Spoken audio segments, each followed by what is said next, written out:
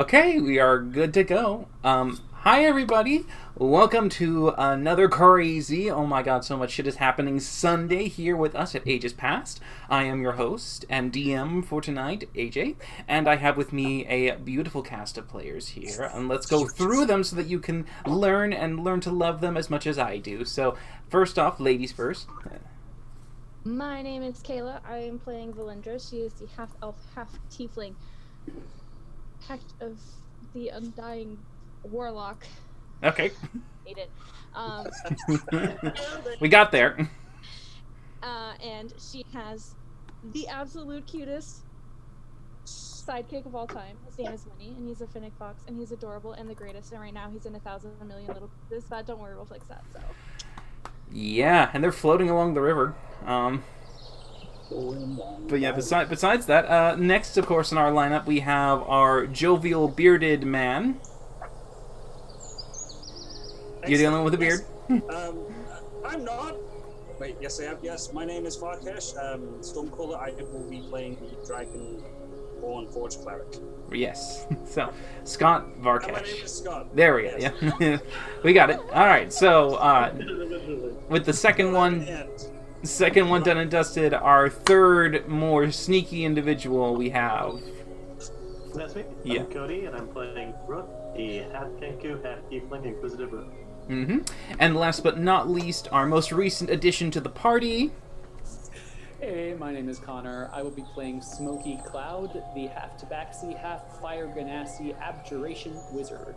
Brilliant. Now, just to make sure that everything's okay, because I am still getting used to the new OBS format, is the volume for the music okay? Too quiet? Too loud? If any one of the players can just quickly turn that on and tell me what you hear. I'm stuck on an ad. Oh, it's always an ad, yeah. I'll try to refresh it. Typical. It's a little quiet, but it looks like It's a little quiet? Mac pretty much wants all of us to turn up a little bit. Alright, let's turn it up a little bit.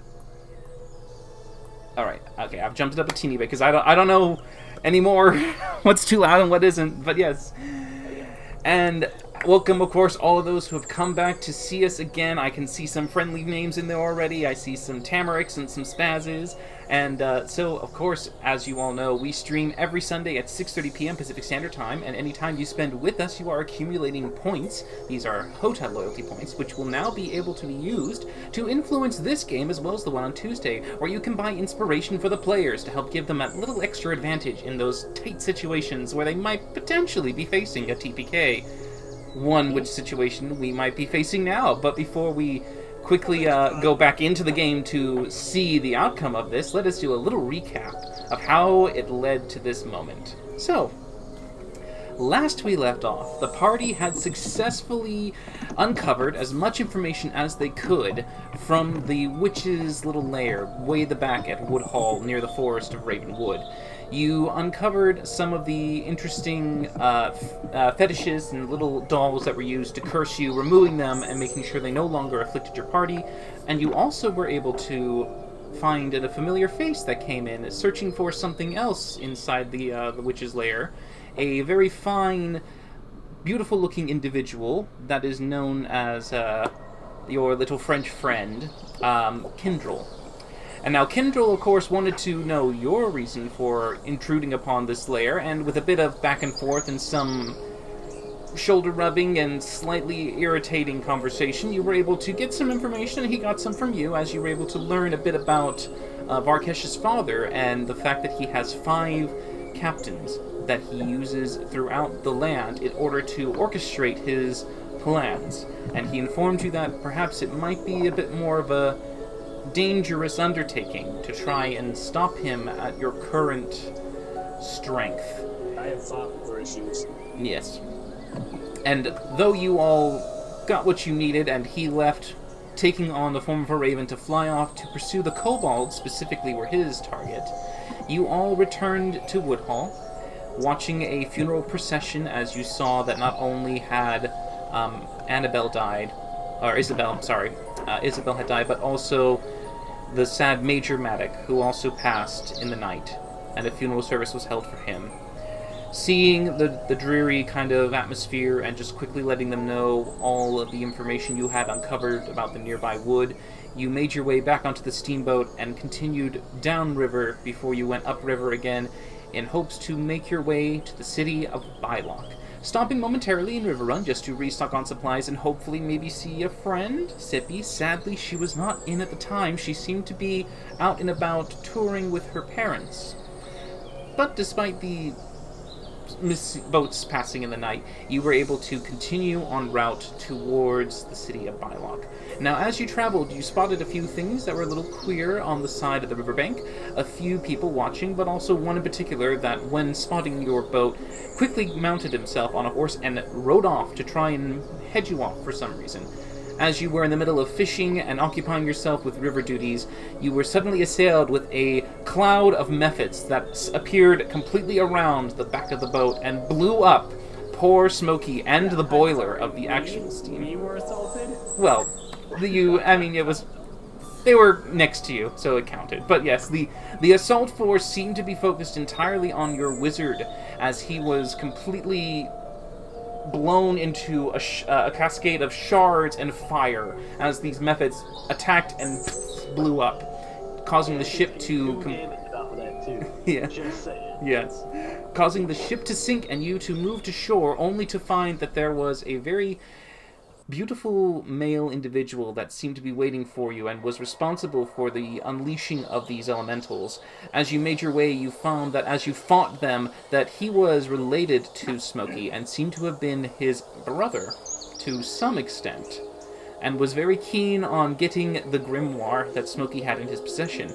As you fought your way between all the guards that seemed to be protecting him, as well as his own blade work that seemed to be magically infused, you were able to banish him into some demiplane for a time, as he was unconscious on the floor. But by doing so, you seem to have caused some stirring, a problem with the guards that now seem to have taken upon themselves to sacrifice their lives in a last-ditch suicidal effort to take you out for what they at least suppose might have been the complete desolation of their captain or sergeant. It's hard to tell what his rank is, but as they took these rubies and shattered them in their palms, they exploded into fire, and now 4 large flaming monstrosities now sit on the edge of the bank looking towards the party members, ready to assault you. Now, we come back at the top of the round, I believe. Let me double check who we have here. It's... Now, it says Varkesh, but I do see Valinder is technically at 18.14. I hear it's Varkesh first! I mean, by the initiative, she has a little bit more dex than you. She would go before you. What is your dex, Varkesh? That's actually a good question. Varkesh's dex is 14. Ah. You do not know this. Actually, you do. Yes, I do. It's listed. Shut up, psychic. Alright. But yeah. It looks like we're tied, so I will let Varkesh go first. Alright, deferring to Varkesh. Varkesh, at the top of the round, you see these 4 fire creatures in front of you, large, massive, imposing, and making their way towards your friends off on the shore on the right. You are currently standing on the grassy hilltop away from the water's edge. What do you want to do? Well, Varkesh will most likely panic, seeing as the situation has not often gone very much to our favor, so he will control water and he will summon forth a large tidal wave to snuff out the fire elementals. Okay. Haste. And he will do that once I actually can find the thing and click on it. Alright, so you turn on the thing and click on it. It's fine, it's fine, it's fine. Haha, control water, found you. There you go. Alright. Now control of my steam. Controlling water. Alright, so with the control water spell, able to bring the river to wherever you wish to bring it, what do you want to do? Do you want to do the wave? Do you want to part the water? I'm good. Big wave. Big wave. Tidal wave. Alright, okay, so you bring up this tidal wave. It is a 300-foot range? It's huge, yeah. 300 feet, so you literally... Just to say I'm in range of the river. Alright, so you're going to push into the river and bring it up in a surge towards the water elementals. reach out and go up notices. Okay. So, I mean, it's let's see. It says so any freestanding water, and that is a cube up to 100 feet on a side. So that's large. Cube. Yeah. All right. So with a cube that big, you could easily, I think, fill up the space because You that's. can fit all of us.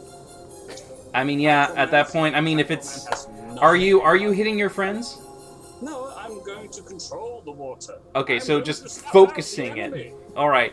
So you Not my focus friends. this form of water through the actual river, and you see it surge. All of you to the right look to the side and can see that the water begins to undulate, and as it dips down, it then rises up, and you see a massive wave move towards the fire elementals. And as they reach them, it crashes down with a heavy amount of water that just seems to completely engulf them. And as you watch the water recede back into the river,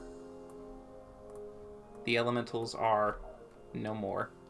I will then collapse into the dirt because I'm in incredible pain and just go, oh God! Why do you forsake me? Yes. All right. Wait, Varkash, the ship. What'd you call me? Oh, the boat! Right, it's in the bottom of the river. That's fine. It's Valindra's turn. Oh.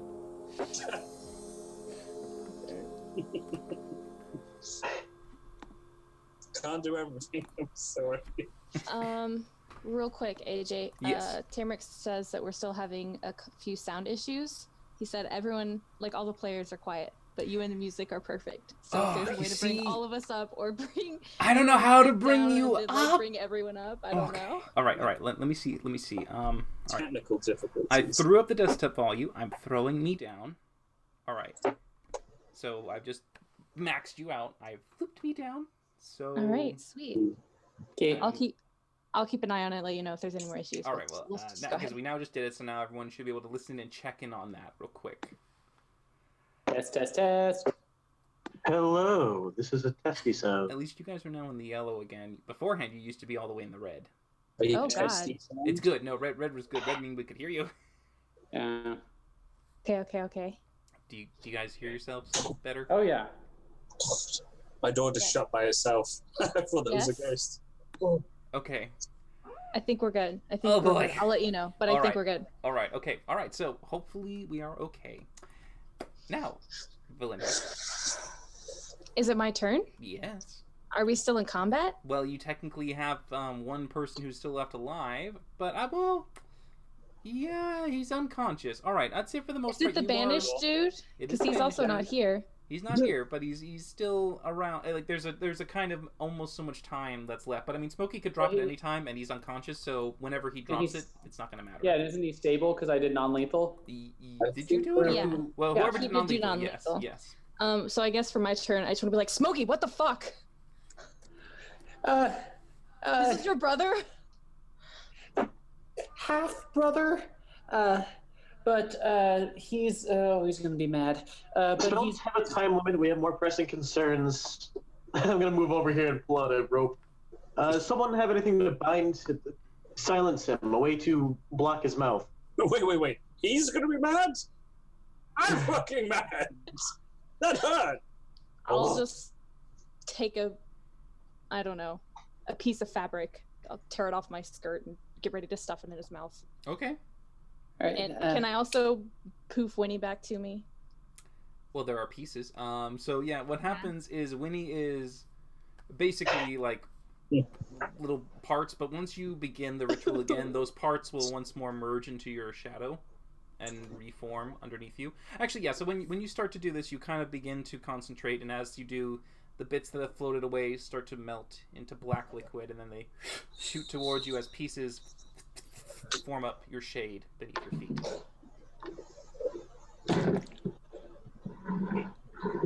Plans coming together. Yep, and Alright. then I'll move over close to where he'll return and get ready to gag him. Okay. So Varkash, are you doing the water to get the boat back? I'm in considerable pain. He says while lying prostrate all over the floor. It's like, leave me to die. I'll I mean, you I could. have a set of manacles, so I'm gonna get ready to actually bind his hands behind his back using those manacles. All right. So is everyone ready for me to bring him back? No. I guess I will help. Okay, but what are you going to do? There's so much really. I could probably try to restrain him when he pops back. Rook, by the way, you notice that as they're talking, debris of your steamboat is going down the river. Varkash, I think it would be better if you spent this time trying to get the steamboat out if you could. But none of you are muscly enough to be able to restrain He's him. unconscious. I have manacles. This is our group. We fail at both. It's okay. I'm gonna go get the boat. Okay. I will try and obtain the boat. How do you At want to this get the point, boat? I will Moses this mother and part the river to try and find where this boat is. Okay, basically doing a version of parting the water. You kind of dip it down to the point that it redirects the flow, and you begin to slowly guide it to the shore as the boat's remains begin to drift one at a time. But yes, Smokey, while he's doing this... Found it! Yeah. Oh, and Varkesh, can you look for my beads too that you gave me? Did you lose those beads? Well, I had to drop them to control my brother, and then 4 different fireballs exploded, so they probably scattered a That's bit. unacceptable. I made those beads for you. If you've lost them, you dead to me. Oh God. Smokey looks very put out by that statement. Oh. And I will continue. I will crab hunting in rock pools. I will look for the beads. He's just being dramatic. All right, Smokey. is it just you He's who's dramatic looking? all the time. Once all rat is under control, Smokey will probably look for anything that's missing as far as the beads. Okay, so at this time, a minute would have begun to pass, so you feel that your spell is about to end. Okay, guys, here we go. 3, 2. All right, and once more, as you release it, a body reemerges on the shore. So I'm not ready. Ah. She was way over here. I don't remember which place she was at. Yeah, he was way over there. So you rush over immediately to the unconscious form, taking out your manacles and slapping them on his wrists. Behind Yep. his back? Behind his back back? specifically, yeah. Okay, behind his back, as you put it right there. And I will I'll specifically... gag him. Yeah, and while they're doing that, I'm going to just take out his swords, throw them 20 feet away, and I'm starting to pat him down. Okay. All right. So make your investigation check for that, as Varkesh will get your help later for finding the beads. Okie dokie. Investigation. Here we go. 23. Ooh, all right. You find that he has 1 healing potion still on him. It is a normal one, and you were able to take that into your possession. He also seems to have 1 pouch that's filled with coin. You see that as you look inside that there is about maybe, you could guess, roughly 50 gold worth in there. It's in an assortment of copper and silver and some gold. Snag. Yeah, so you just take the little purse off to the side. You don't really see much else on his person. It seems that he has his armor, which he's still equipped with, and that is a breastplate. That you can see. It doesn't appear to be magical. It looks ordinary. There are dents and nicks. Seems average in the most part. And he doesn't seem to have much else on him. Okay. Going through that, do I... Oh, go ahead. Can I just do some sort of check to make sure that he's still unconscious and not faking or something? Make a medicine check. You always punch him. We don't want to kill him. 13? He seems pretty out of it. Okay. In that case, I'm going to walk over to where I threw his swords. And can I tell if they are magical at all? They look to be very well kept, polished, very refined, nice looking kind of sabers with the slightly bejeweled handles to them, just kind of a little bit of a purling in the center by the hilt, but I mean, you don't know unless you cast a spell, maybe. Okay. Okay, well, maybe let's get him away from the water. And does anyone have any rope just to double secure him? I think I have some rope. Oh, let me look. I sadly do not. Believe I don't, because mine is still in the cave that we did back in session 0. Because my rope. Is it still there? Oh my It's god. Never got it out. all my shit's back in the first episode. I have 4 feet of mithril wire. It's not ideal, but we can use it to at least bind his hands or his feet. Well, But his hands are before we bound. Okay, his hands are bound, yeah. Okay. Can So- we drag him to this green part over here? Yeah. You drag him Okay. over to the green part. Which Because is I can't move him, so I yes, just want I was in the GM layer, which does not allow me to move things unless it's token there. Can I ask what is my current situation with? You hold it on for destroyed 10 road? minutes, so I mean, like during this time, it's a easy process that you just start to kind of like slowly gather all the different debris that's been floating around, just kind of slowly redirecting it, making these kind of I'm just conveyor whimpering belts. every piece of scuttle boat I'm bringing to the shoulder. Flynn, you look like you know your way around Binder. Would you help me remove his, please? Yeah. I will While he's unconscious, it's best we not give him anything to surprise him. remove his armor. Oh, armor. I think I'll be helping with that. Strip him naked. All right, I mean, yeah, Not it his takes arms. it takes about a minute or two just to doff off the armor. Doff off. Yeah, doff off. But yeah, you're able to untie Varkesh. By the way, during this time, as you are getting the boat back, you also do a pure Moses parting the water, getting it to fully stand on the side so that you can actually go down. You realize that the actual metal of the boiler is not a floating piece of debris; it sank, and you have to walk into the silt mud and get it out. Worst day ever. And I'm gonna try and gather up everything I can and just try and. Yeah. I pop out. With 10 minutes, you definitely Bring have. some of that silt with you, please. What? Bring some of the mud too, please. What the fuck do you need mud for? You'll see. I think you'll appreciate it. Oh, will I? I mean, there's mud up there. Why would you need mud from down here? Because it's extra gross. Do you want to swim the rest of the way? You know what? Never mind. It's fine. I will bring you some mud. Alright, I mean, just basically taking some of the mud, you just scoop it and put it into the remaining kind of slight open container that's got like a bit of some like basketing to it since it blew up. There's no excuse. But yeah, but you're able to hoist all the metal pieces that were used to create the steam engine itself. But it does take you some time to kind of gather everything. But while he's doing that, you can start looking around, and one of you can make an investigation check with advantage to hopefully see if you can uncover the adamantine beads. I'm keeping an eye on this guy, making sure that he's not trying to cast anything, make sure that he doesn't wake up and try to sneak off. So I'm just going to be watching him very closely. Oh, okay. I heard eye on the sky, not eye on this yeah. guy. Okay. So I'm just Yeah, like, you know. they're looking up into the clouds and somehow... Looking for more vampires. All right, that's fine. Just in case. So Yes. you're very attentive and focused on him, as Smokey and Varkesh kind of do a beach hunt. I'll take the advantage. All right. Sean, come on. Meanwhile, 20, I'm taking that all mud right. that Barkesh brought up and very thoroughly rubbing it into the unconscious Bard's armor.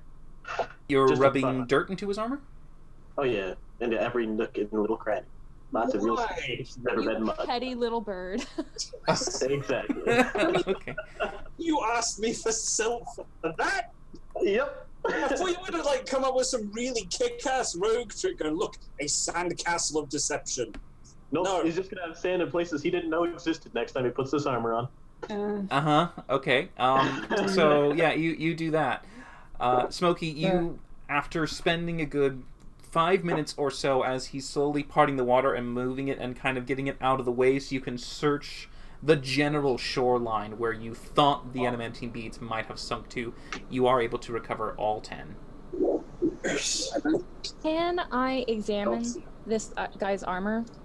Like while I'm taking it off and look and see if are there any like symbols? There's Or, no like, emblems? symbol. I mean, it's nice. It's kept in a very what you would call a Spanish conquistador kind of style. So it has a kind of Okay. simple breast on the front and a little bit of that kind of skirting out on the edge. So it has a bit of a design to it as opposed to just a plain old plate that just got stuck on there. So there's a bit of slight curving decor to make it look more sleek. You can sense that there's a more fashion choice in making this armor, but it's not gaudy. Specifically, this one is not gaudy. Specifically this one, okay. Yeah. His clothing, however, the attire that he wears, you do notice that it is very fine silk. And it is a well made, and actually as you kind of inspect it a little bit, you can see that it has subtle patterns of almost kind of like a slight off color. So it's like a red and red, but like some of the red that has the pattern has a shine to it, so when the light hits it, it occasionally makes like a almost like a flaring of scales or sometimes feathers. You can see this like intricate little tapestry work of design that's been put underneath it, so that when someone turns or when the light catches it, it just shimmers the pattern up and away. So it's got that kind of real beautiful, regal, noble kind of feel to it. So there's a sense of fashion right there under the armor. But Okay. All right. Yeah, so I just wanted to look and see if there was any kind of a symbol of like who he was with, or if he worked for like guard or a city or anything like that. He's just pretentious. Well, not specifically on him. But all the other bodies are exploded. Well, all the other bodies are there. They're charred corpses, but they're there. Can I make out their armor? Make an investigation check. Ooh. Here we go. You'll be fine. You can do it.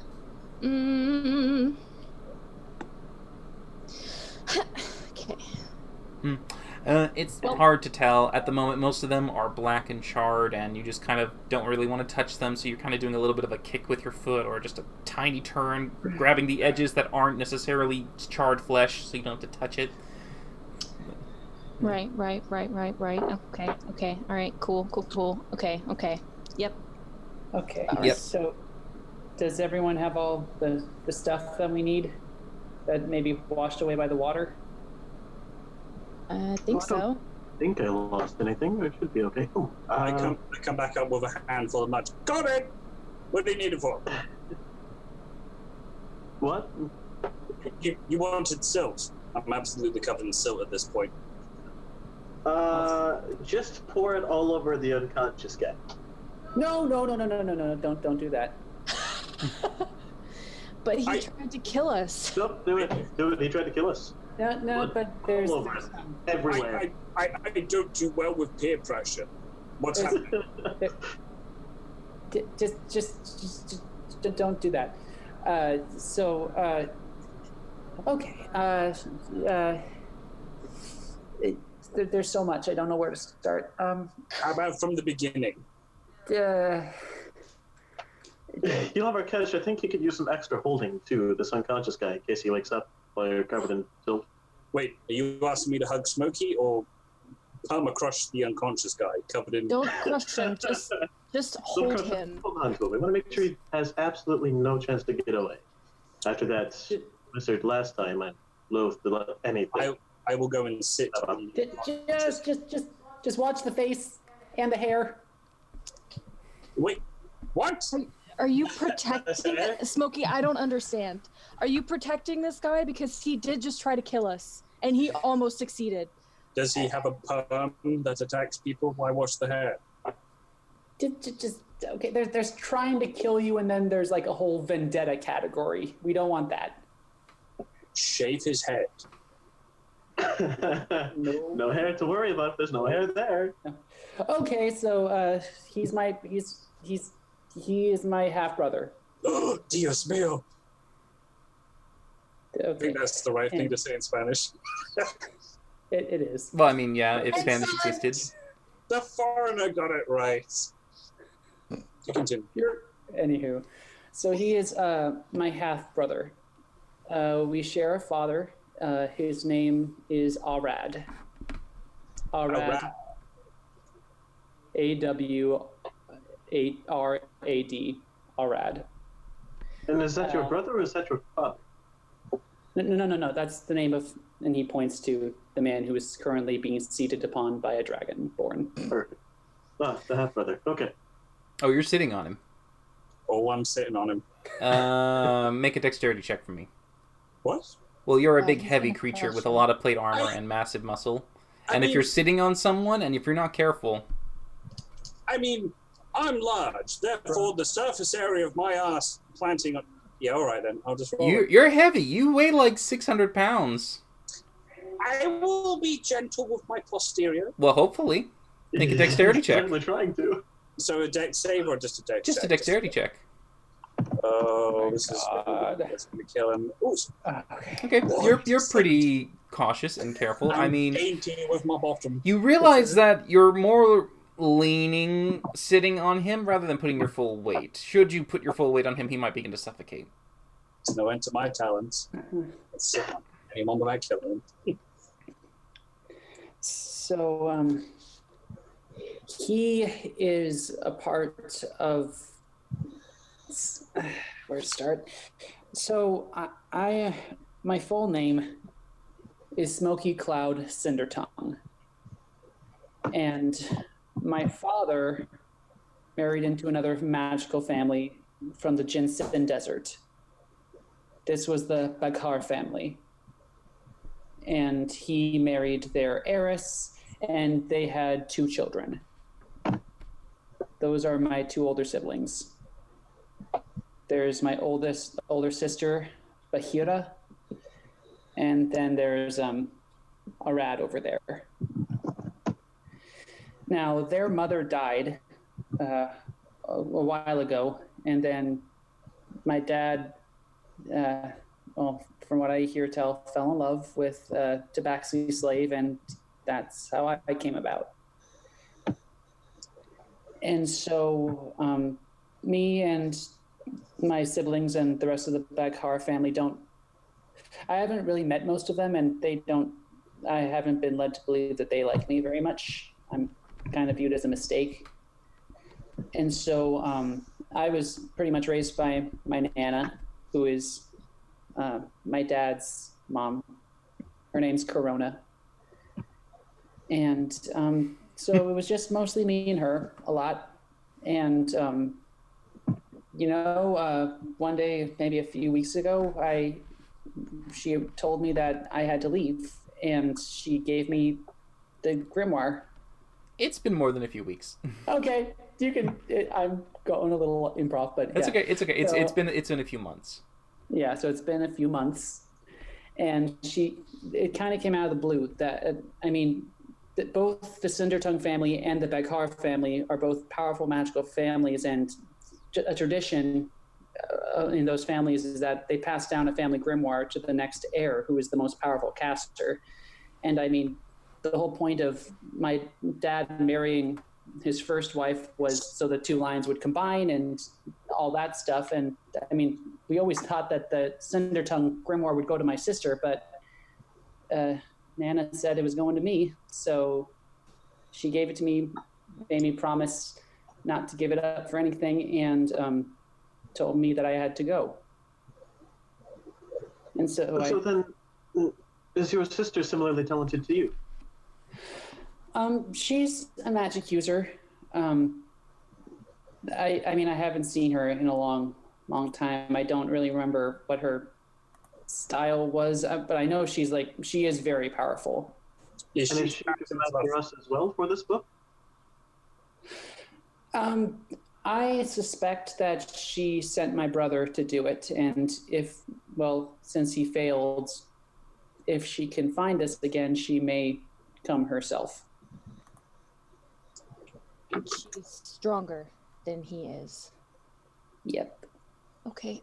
Can your dad not help, control them somehow? Is he still... I've never met my dad, and so I don't really have much say one way or the other on that matter. So I met your dad. Oh, okay. I think he's still alive. Bit of a tear on somebody's cheek. By the way, as this is going on, Rook having a very high passive perception. Varkesh, you also are passive enough to see it only because you're sitting on top of someone. There's a tiny little red bird that is flying down and has now perched nearby and seems to be looking up at you kind of inquisitively and doing a little hop skip. It's a beautiful bird, very, very bright, very red and beautiful, tiny like a sparrow. I instantaneously do not trust it. That's fine. It looks up at you. Rook, you see it land there and it looks at you. Not you, Rook. All right, I would like to, as this discussion is going, try to pass it off as me not noticing the bird at all, while slowly pacing closer to it. The chemical will try to catch it. Make a performance Deception? check. Make a performance check. This is kind of like you doing casual, nonchalant motion. It's not like a lie. It's kind of like trying to do the arms behind the back, whistling, you know. Oh yeah, of course. This is gonna go poorly, boy. It went poorly, boy. All right, that's fine. As you kind of take notice of it, it notices you moving, and it just kind of moves a little closer. And as you're doing this, kind of Smokey is talking to Valindra and looks and sees with his passive perception your very odd performance. Smokey, you start to see where he's going, and you recognize the bird. It's a firefinch. It's a little firefinch. Okay, what does that mean? It is a native bird to the desert. It's particularly known for being bright and vibrant. It sings a lot and likes dry, arid climates, and it's very weird that it's in the forest. And as it just kind of hops nearby, you watch it for a second, and it just suddenly goes... And suddenly it is no longer a little finch. It is now a majestic-looking female, long, beautiful hair, very chiseled features as she looks up at all of you and smiles and whispers something under her breath as she grabs onto her brother's arm. I was going to ask if the finch was edible, but Okay. I guess the answer is yes. Now, what level are you casting the counterspell at? 3rd. Okay, I need you to roll for me. I don't got much left, y'all. That's fine, and that's okay, because what's going to happen? Let's see what happens. It's a bit of combat. Okay, well, intellect, why did I even intelligence... do that? I don't need that. You guys know what that spell does. We do? I mean, yeah, we do. Intelligence. Ooh, 9. That's a natural 1. Oh! Okay. Oh, no. Okay, mean, well... Yes? Can I just cast silence on her? I did see her mumbling things. You're not necessarily passive enough to see this happening. It's a drop of a concentration and a cast of a spell sort of thing. Fuck. So I can't do counterspell either. You could do counterspell. Counterspell's a reaction. I'll do counterspell. All right. What? And this is at what level for you? 4th level? 4th level. Okay, I still need you to make yours. I was just casting it above 4th. Okay. It's you don't know what She only she's has casting, 4th. and it's probably not a 4th or 5th level spell. What is this? Just like a charisma thing, or Yes, for you have it's your charisma. Yeah. Charisma check. charisma check, not a charisma saving throw? Yeah, he is an abjuration wizard, specifically able to. Fuck. 10. So, Well, as she slightly whispers it, you notice that suddenly a more powerful force of energy is being utilized, and suddenly her and her brother just disappear. Plan our travel there, boy. There was a Go quick back to the smile fire. and a sudden shift as she just grabbed and gone. Smokey, take no offense to my saying this, but I fucking hate your family. So, as this happened, by the I way, respect your opinion. Rook, your manacles are gone. No! That's okay, he doesn't have his weapons or armor. Fair trade. He doesn't Yeah. have his weapons or his Took my armor. wire. He did Son take of your a- wire too. So, I'm That's afraid less okay. anything that was on him now is in his possession. I pat Rook on the beak. That's okay, darling. I will make you some adamantine wire. It's better. Okay, this You is can bad. say thank you. Thank you, Varkesh. So yes, you recognize the individual that was your sister, and she looked very calm, extremely. Well, you can imagine someone who has been able to see the board and knows every move that's been played, and predicted enough of the events that occurred to know what to do next. There seemed to be some extra insight of intelligence that she has exhibited, and you recognize her being very attuned to predicting events. She's been very clever, and sometimes you attested her cleverness maybe to just her high intelligence, but you suspect that magic might be used. God damn Divination it. was its portents, boys. She didn't even need to give me a freaking natural one. I rolled it on my own. Yep. She lucky for her, she did not have to use her stored somethings. But yes. All right. Barkesh, how quickly can you get the boat going again? Can I? How unbelievably damaged is this vessel? It's damaged. You can make an intelligence check to figure out how long it might take. I would appreciate that. Sure, make it. Roll it. Ooh, All right, not 15. bad. You get the sense that in order to repair it, you will have to do a small variation of mending on some things just to kind of refuse them together, and that will take a little bit of time, but for the larger pieces, you will have to fabricate once more. And you might make the ship a little bit smaller than it was before, just because you're kind of having to fuse where some things, when they splintered and drifted away, you'll never get them back.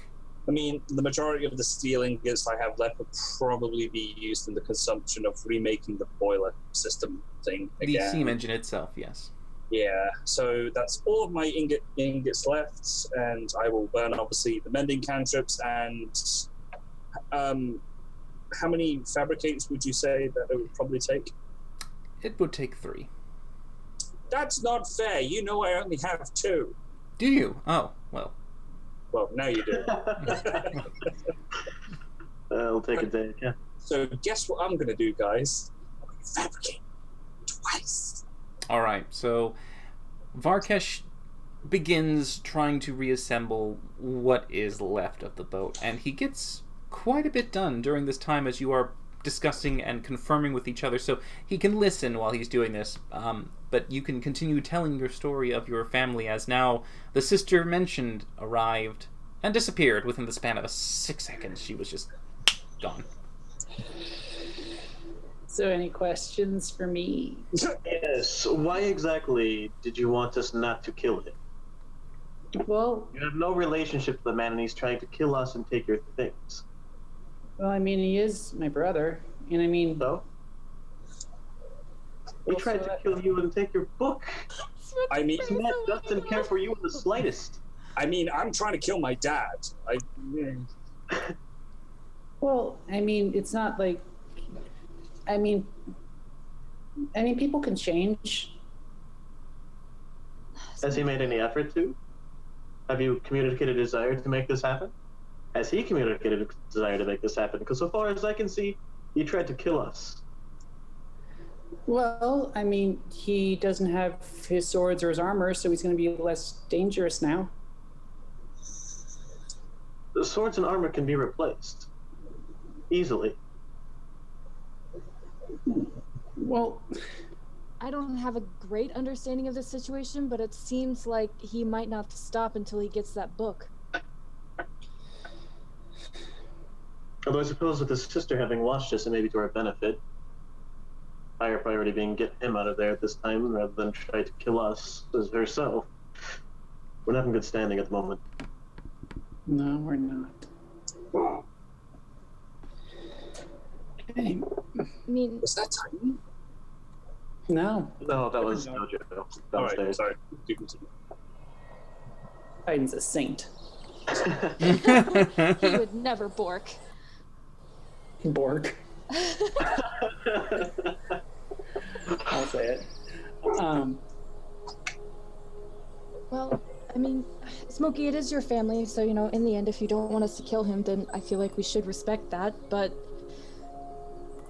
I don't know if they're gonna stop. I don't. So I would remember, respect your wishes, it's just... well, do you guys remember when I was casting that spell every evening, creating the big old black or gray cube around us? Yeah. Yes, your hut. Yes, of course.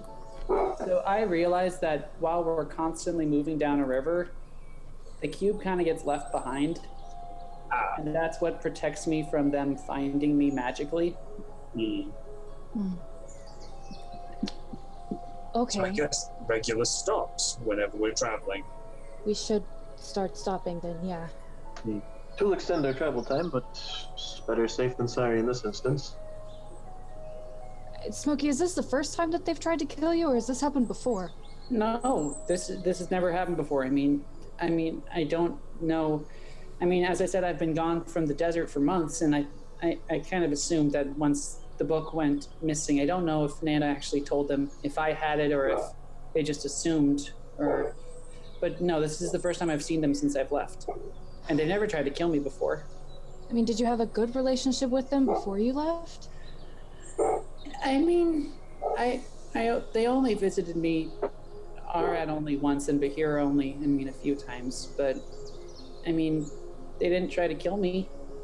Oh, that's good, I guess. So, I mean, do you think if you talked to your dad and said, hey, my siblings are trying to kill me, he would sort of be on your side? Or would he just be sort of, may the best magic caster win kind of thing? I mean, maybe. This Nana of yours seems to be the better option for any conversation of that sort. Corona, it was, correct? That's my Nana, yeah. And she didn't give any indication as to why you had to leave then. AJ?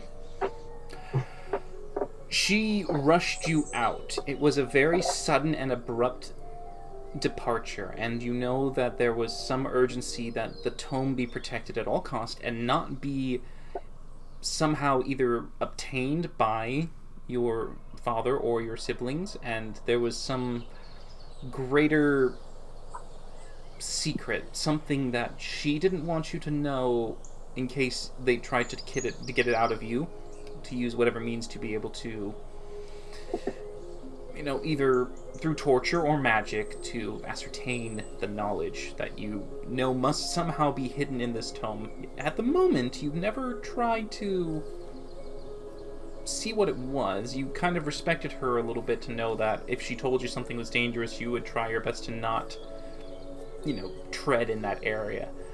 But curiosity is a very keen trait of a cat, and you do feel a little intrigued. Yeah. Did we establish if I've ever cast Identify on the book or not? I don't think you ever have. I don't think I have either. I'm going to cast Identify on the Grimoire. Okay. Yes. So, as you do this ritual cast, Varkesh would have finished the second Fabricate spell, as he has now fused 2/3 of the boat together.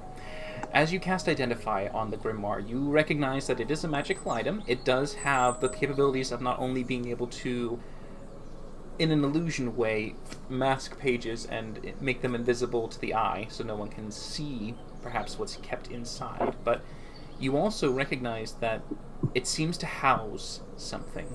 And as you identify it, you recognize this as a storage of sorts, but it doesn't seem to store spells, it seems to store a soul. And you recognize with the Identify that there is an individual, a person, that is inside this grimoire. What? Great. You also do know there's a way to activate him. Oh! So, very similar to if you wish to commune with whatever is inside, you're able to slowly activate it by pressing on the grimoire. There are 2 tiny runes on the top pages. By touching them on the top cover, you touch them there, and then you trace it down. You start to realize that as you do this little kind of, it's almost like a maze, a little kind of ingrained leather pattern. That as you follow it, it starts to light up, and you reach to the center.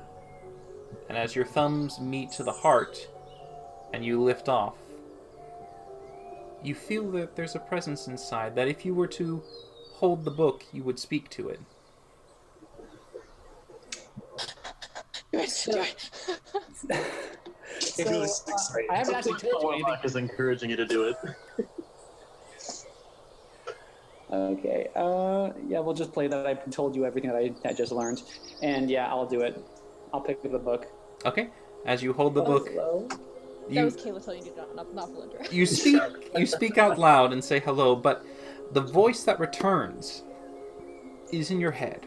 You don't hear anything, and none of your party members can hear the sound as well, but you suddenly hear a slight return of, hello?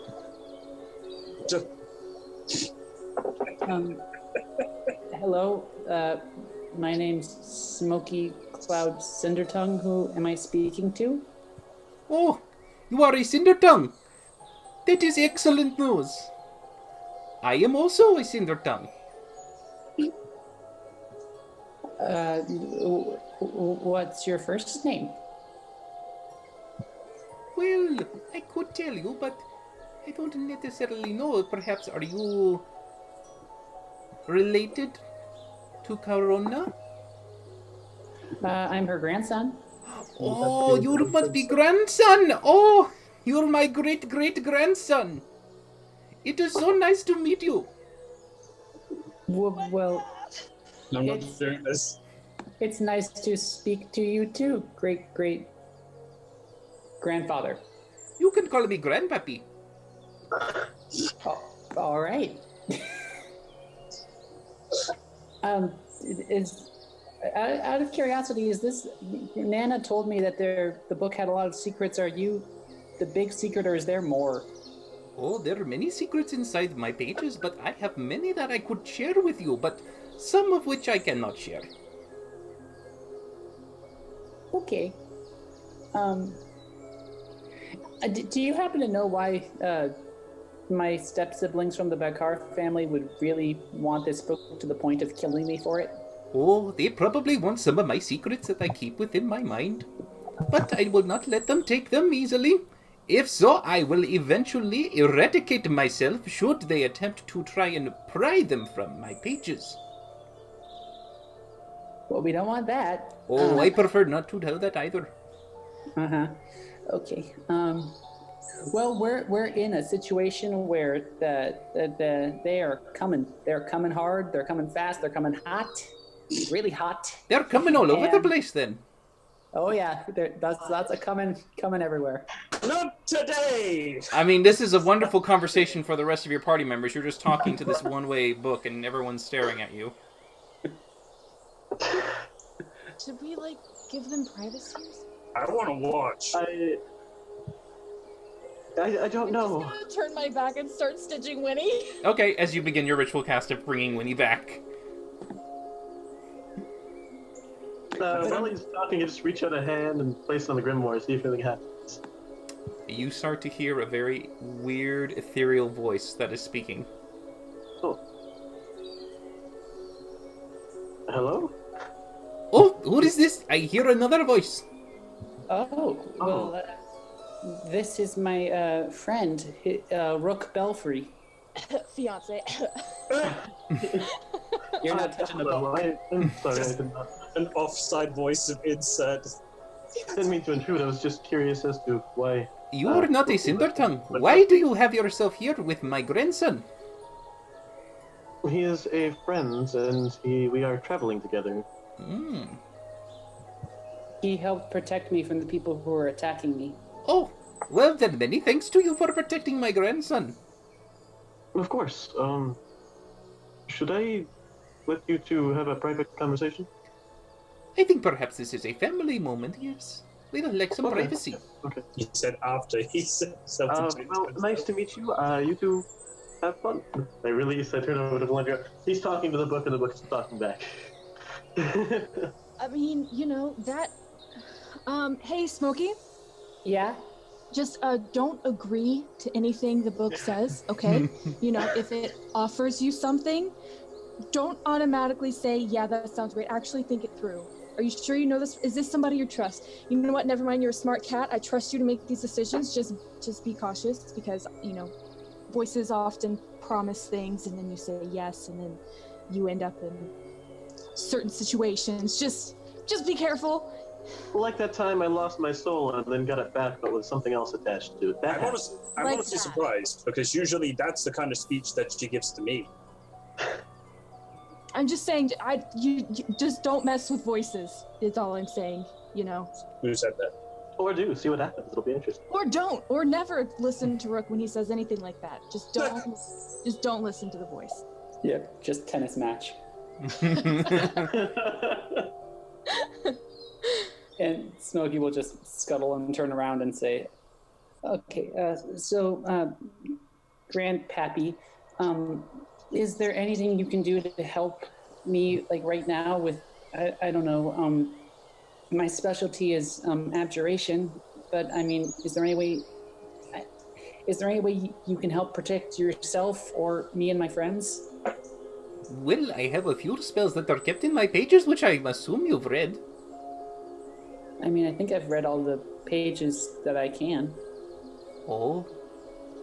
Did your grandmother not teach you how to look inside the book? Look inside the book? I mean, I open it and I turn the pages. You have not accessed yet the powers of the grimoire. How old are you? 17. Oh, you're a little too young for me. You need to be a little older. When is your birthday? Is it coming up soon? I don't know. You do know your birthday's about maybe a week or two away. As a matter of fact, it's only a week or two away. Oh, excellent. Well then, when that happens, you will be able to unlock the powers of the grimoire. Okay, well that's something to look forward to if we're not all dead. I would hope that you're not dead. Yes, please, stay alive at least for a week. Okay. I look behind me. What are you guys all doing? I'm stitching Winnie, but I'm keeping a careful eye on you. Yeah, I'm just kind of sitting there, trying not to look like I'm listening, but totally listening, and only getting half a conversation, being very confused. Mm-hmm. Tell me, young Cindertongue, where are you now? Shit. We're right outside of... Crap, I've been listening to Lord of the Rings, and so all I'm getting is River Run. That work. We're making our way to Biloch. I think we're only about halfway down there from River Run, though. It is River Run. You left River Run. You are on the way to Oh, Biloch. actually, it's right, yeah. So we're halfway from River Run on the way to Biloch. Biloch? I do not know this Biloch. Well, we're in the Faerun Valley. We're not in the Dijon Desert anymore. You've left the desert? Well, yeah, I kind of... You successfully left the desert? Well, yeah. That is an astonishing feat for someone of your age. How did you accomplish this? Well, it was kind of just some luck. I mean, I turned into a cloud, and then it seemed like bad luck at the time, but I got picked up by a sandstorm, and that blew me like several hundred miles across the desert in like half an hour.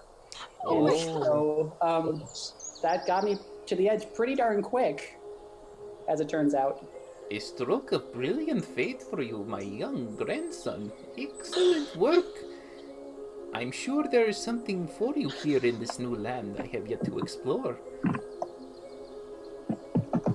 Well, wait, in this new land, I mean, obviously I assume you're very familiar with the Jinsen Desert. Oh, yes, I am very familiar with all of the ginseng oases. Oh. Is there any, like, I don't know, buried treasure or, like, fun stuff like that somewhere? Oh, there is a lot of buried treasure in the sands, yes. Ooh. Ooh. Okay. But of course, that is it. They are still there, and no one plundered them previously. It has been at least, a couple 100 years, I assume. How long has it been? What year is this? You're on the wall. I say the year. He goes, oh, it has at least been about maybe 150 years, maybe 70. It's hard to remember. Aww. Okay. Do tell me, Well- was everything successful? Has everyone settled back down? In what regard? Oh, the temperament of the blue dragons when they had the terrible march of the undead. Well, that's over, thankfully. So now the dragons are kind of all at a stalemate at the moment. Apparently, like, whenever one of them gets too powerful, they just kind of go into a coma. And so that kind of has prevented a lot of the up-and-coming dragons from actually... I am very familiar with this coma. I was there when the first one happened. You were? I was. That's really interesting.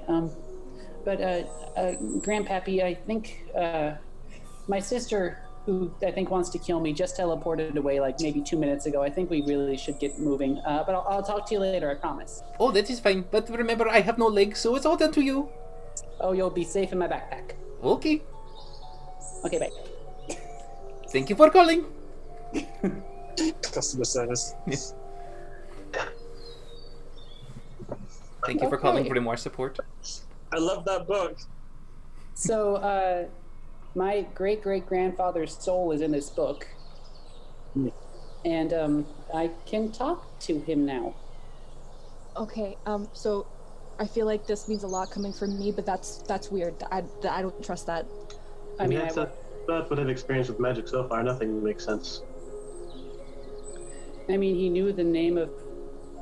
Did he know the name of my grandmother's He did. Yeah. He did. Yeah, he did. Okay, well, he says that he's my grandmother's grandfather, and he knew her name, so that's pretty tough to fake.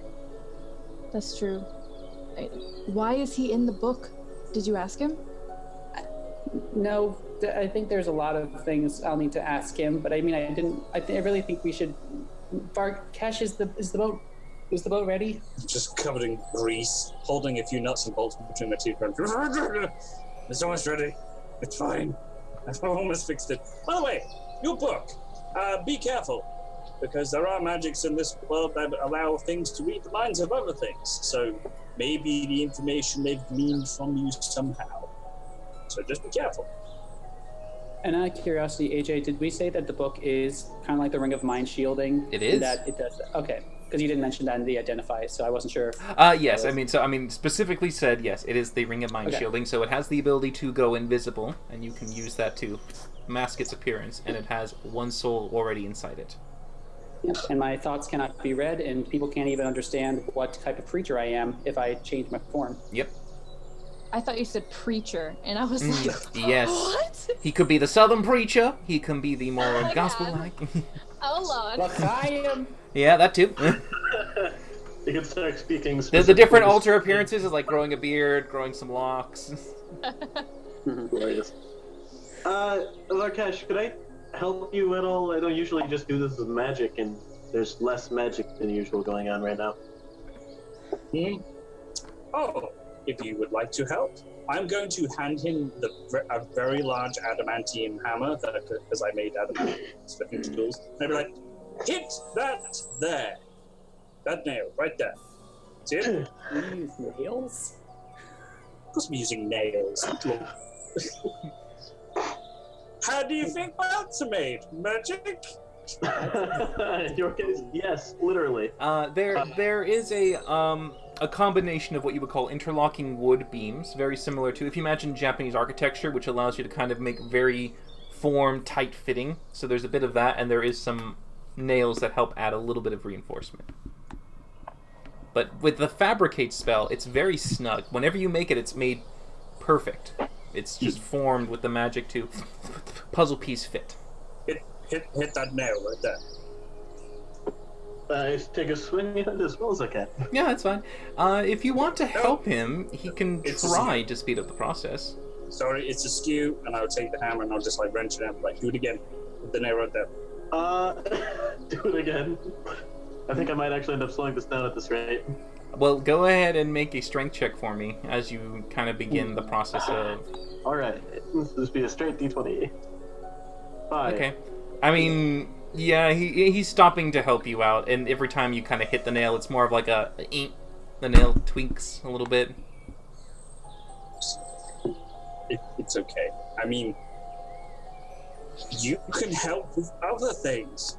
Like... other things. And I'll just continue on just like hammering the nails in. Okay.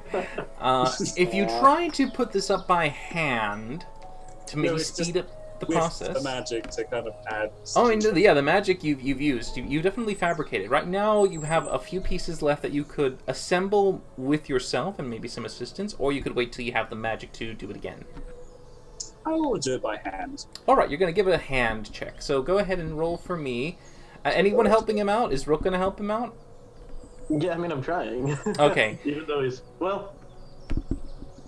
Nah, he wasn't outright with it. I'll help. Okay, so you'll still try to help. Anyone else want to help him? I mean, I'll try. Yeah. Okay. So he wants to get going. Valinder, you would have finished your hour cast and would have had Smokey return to you as the shadow form molded itself back into the Fennec Fox. Cannot hear you. I will help. There we go. Okay. Everybody helping. So, let us go ahead and do a cumulative check. Let's go and do everybody working together. So, I would like everyone to make an intelligence check for me to just see if you know how the pieces fit. 5. Marcus apparently has forgotten how to do things. 7. That's sad, guys. When I roll the highest, that's sad. Yeah, that's bad too.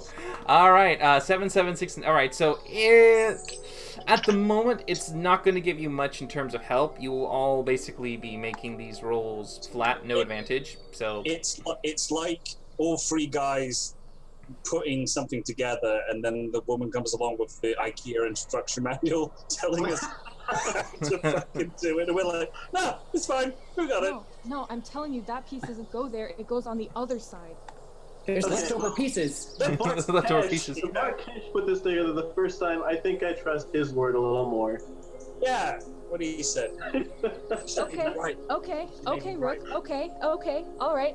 I will go sit under a tree and play with Winnie instead of helping. Oh, all right, okay. I would need one of you to make a flat check for this instead. So, I mean, you can split it up, but you are going. Okay, Varkash, you're the heavy hauler. I need you to make just an athletics check. Smokey, I need you to make a sleight of hand check with disadvantage. Oh my god, no! What? Oh, crappity crap. God damn it, my vote! Our vote is gone. All right, sleight of hand for Smokey. Disadvantage. Disadvantage.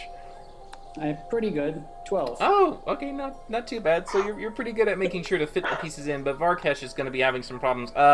Rook, can you please also make an athletics check with disadvantage? And athletics? Okay. Yeah. Oh, cool. Motherfucker. Oh, well, you would have had a brilliant one, sadly. So Varkash and you are both having the worst time, and Varkash's specific problem is the fact that he's looking and trying to help and guide, but as he's doing so, there's a lot of, like, banging the hammer and hitting the thumb. So it's moments of, like, ow, and cursing and kicking and just, like, pure fuming. You stupid fucking... It's fine. And so there's a bit more cooldown moments of, like, that, and times when it's like he thinks he has it good, but then he leaves it and forgot that he had to hold it in place, then it just kind of skews away, or when he tries to put in another piece, it just pops out. There's a lot of problems. Back, nails me in the face. That's a Three Stooges act.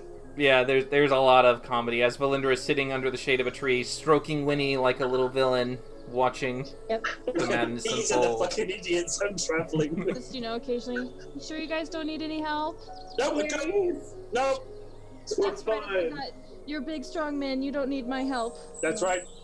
Give Winnie lots of kisses and, like, That's right. play with him and... Yeah. Come on, guys, we've got to fix this. She's watching, and she's judging us. I'll not be So hard. tested by some fucking wood and metal. Okay. So you do try, you really try, but you find that you are spending most of the day just trying to do this, and it looks horrible. The front end of the ship is just, pieces are broken, gaps are left. There is just a lot of questionable skill right there that, I mean, if you try throwing it into the water, you don't know if it's going to sink or stay afloat. You were supposed to make a ship, not shit. Understand your confusion, because the words are very similar. There's a reason why you have a fox as a friend. Oh. Criticize my shit, can't do nothing right. Okay. I'm gonna go continue working on the damn boat.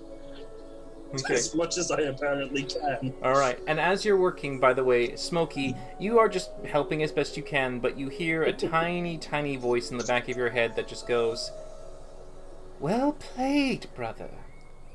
I didn't expect you to put up such a fight. Perhaps in the future, you shall find it more challenging to defeat us. Farewell." You may respond to this message. No, it's right. Sending noise. Just get from the same plane. Okay, bat. That's 3. Hey! It's you guys!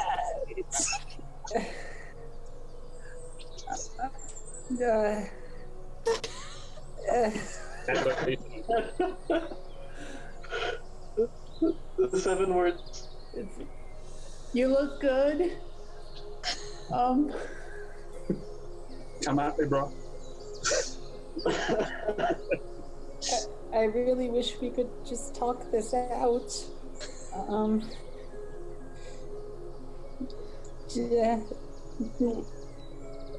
Let Arad know I specifically didn't aim for his face.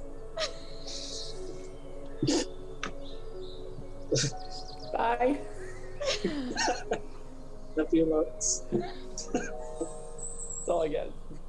Okay, that's fine. I mean, you have 3 words left, so eventually when you speak to someone, they'll just hear these 3 words at the end of a sentence. Like, when someone didn't hang up the call in time, so you're just going to be like, Valinder, you know. That's the cutest Skype message ever. I'm getting my book out and I'm doing my little speed dial grandpappy. Okay, I thought that this was supposed to protect my mind. How did my sister just give me a message? Oh, it protects you from the mind reading, but it does not protect you from being sent messages.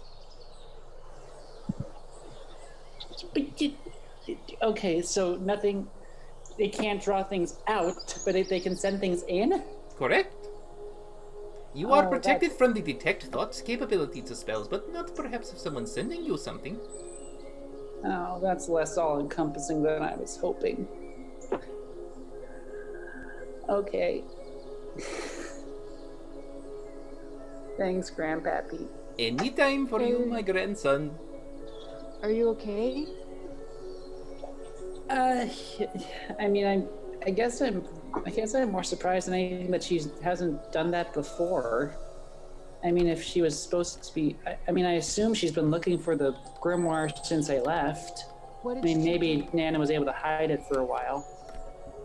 What did she do? Yeah, she sent me a mostly threatening message. That's nice of her. It wasn't very nice.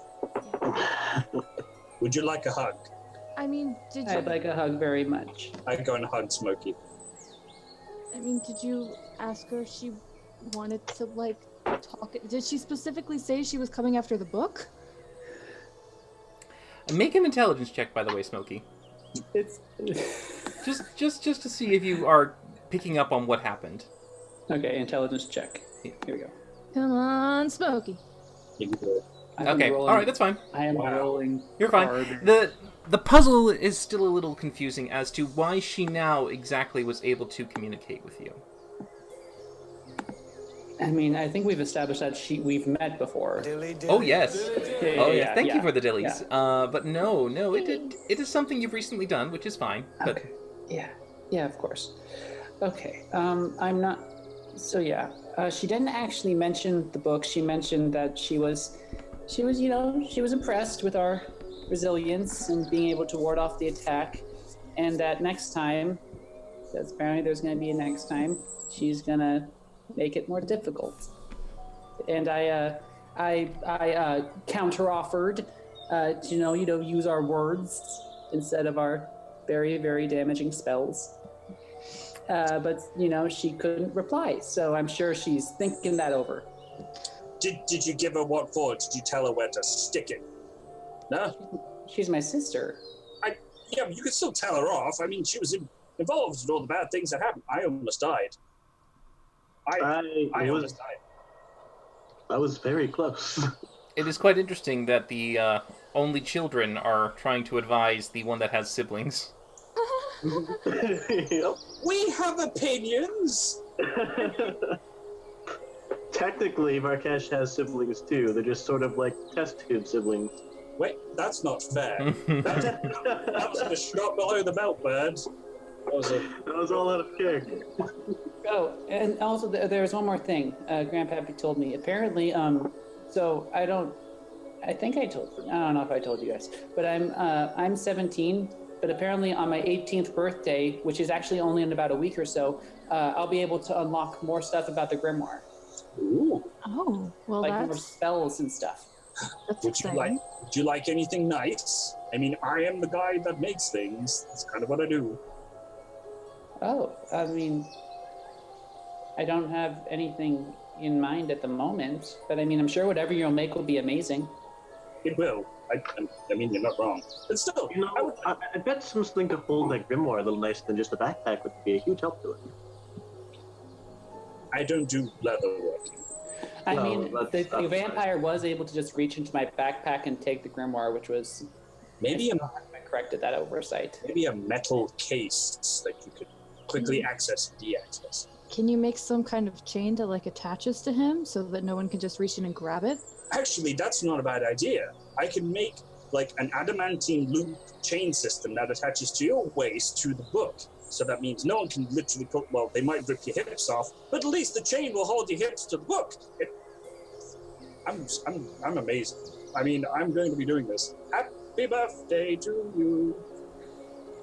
What adamantine are you going to use? Very little I've got left. I've got enough to make 2 heavy weapons worth. It's all my bag of holding, baby. I've been keeping track of everything. Gonna do it. Gonna do it. Unless the DM goes, he ain't gonna do it. I'm gonna do it. DM does have a very smug look on his face. I I'm mean, concerned. it's down Just to do you. But yes. So, you do know that it's slowly getting to the point where the sun is wanting to set. It's maybe 4. It's down to you what you want to do. Oh boy. The camp here.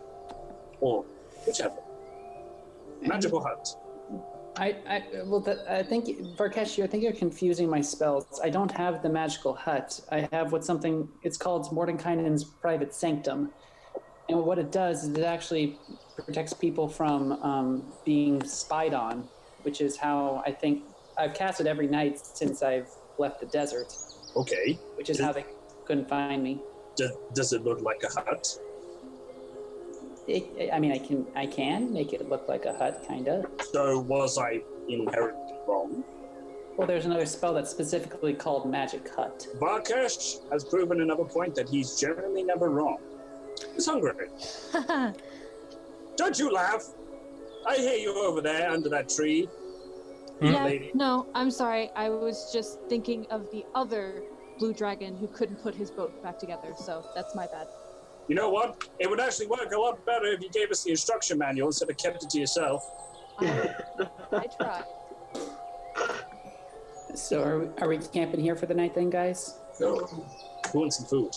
I'm rather hungry. It doesn't seem like the best idea, but I mean, could we kind of drag this boat a little ways down the shore? And Meaning, camp not in this hey. exact area? Meaning, hey, Varkesh, do you mind doing some heavy labor? Of course, because I've just got mug written across my forehead. Sure, let's do it. With what we've done so far, does it look like the boat would be able to float? You could try. One way to find out. Yes, Oh, miss. Lord. I don't know if we really want to risk that without like some reasonable belief that it would hold. Could Varke. what I keep on could Rook and I do like an investigation check to see like how seaworthy this vessel is? Sure. You can make it flat. All right. Is this like investigation or? Mm-hmm. Okay. It says point as a bucket full of holes. Hey, it'll stay up for a second or two. Come on, roll 20.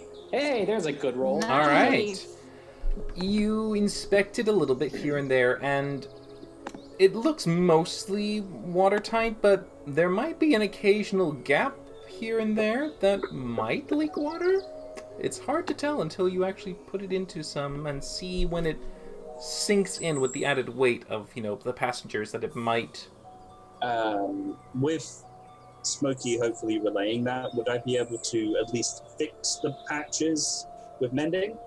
It's not a broken piece. It's more like the pieces you had that were assembled weren't as nicely form-fitted, and they're not as watertight, so there's kind of like a little bit of a little. Can I break gap. those areas and then mend them? Well, then you would just return to the same position. Just like hammer, oops, mend. Done. I mean, it's like you're mending an askewed piece, so it's like back to the mend and askew it goes. It just keeps going to the same position. You can try plugging up the holes. I mean, I think we decided we're not going to travel by night anyway, so... Yes, my only thought would be, with this boat being where it is, we're constrained by its location. Even if we were to camp somewhere else for the night, we'd have to return. And if your siblings sent someone back to the last place that we were to keep a watch on it, I didn't want to burn this straight off, but I'll use fabricate as a 5th level just to finish it off and make it fully prepared. Okay. So that's my last 5th level. Alright. As Varkesh seems to have been holding out on you, I didn't want to use it! You notice that he seems to once more continue his incantations as the ship now suddenly shudders and the front bits start to Rook is snap into standing the there, proper arms place. slack, just blinking in disbelief. You mean we didn't have to try to fix that all day?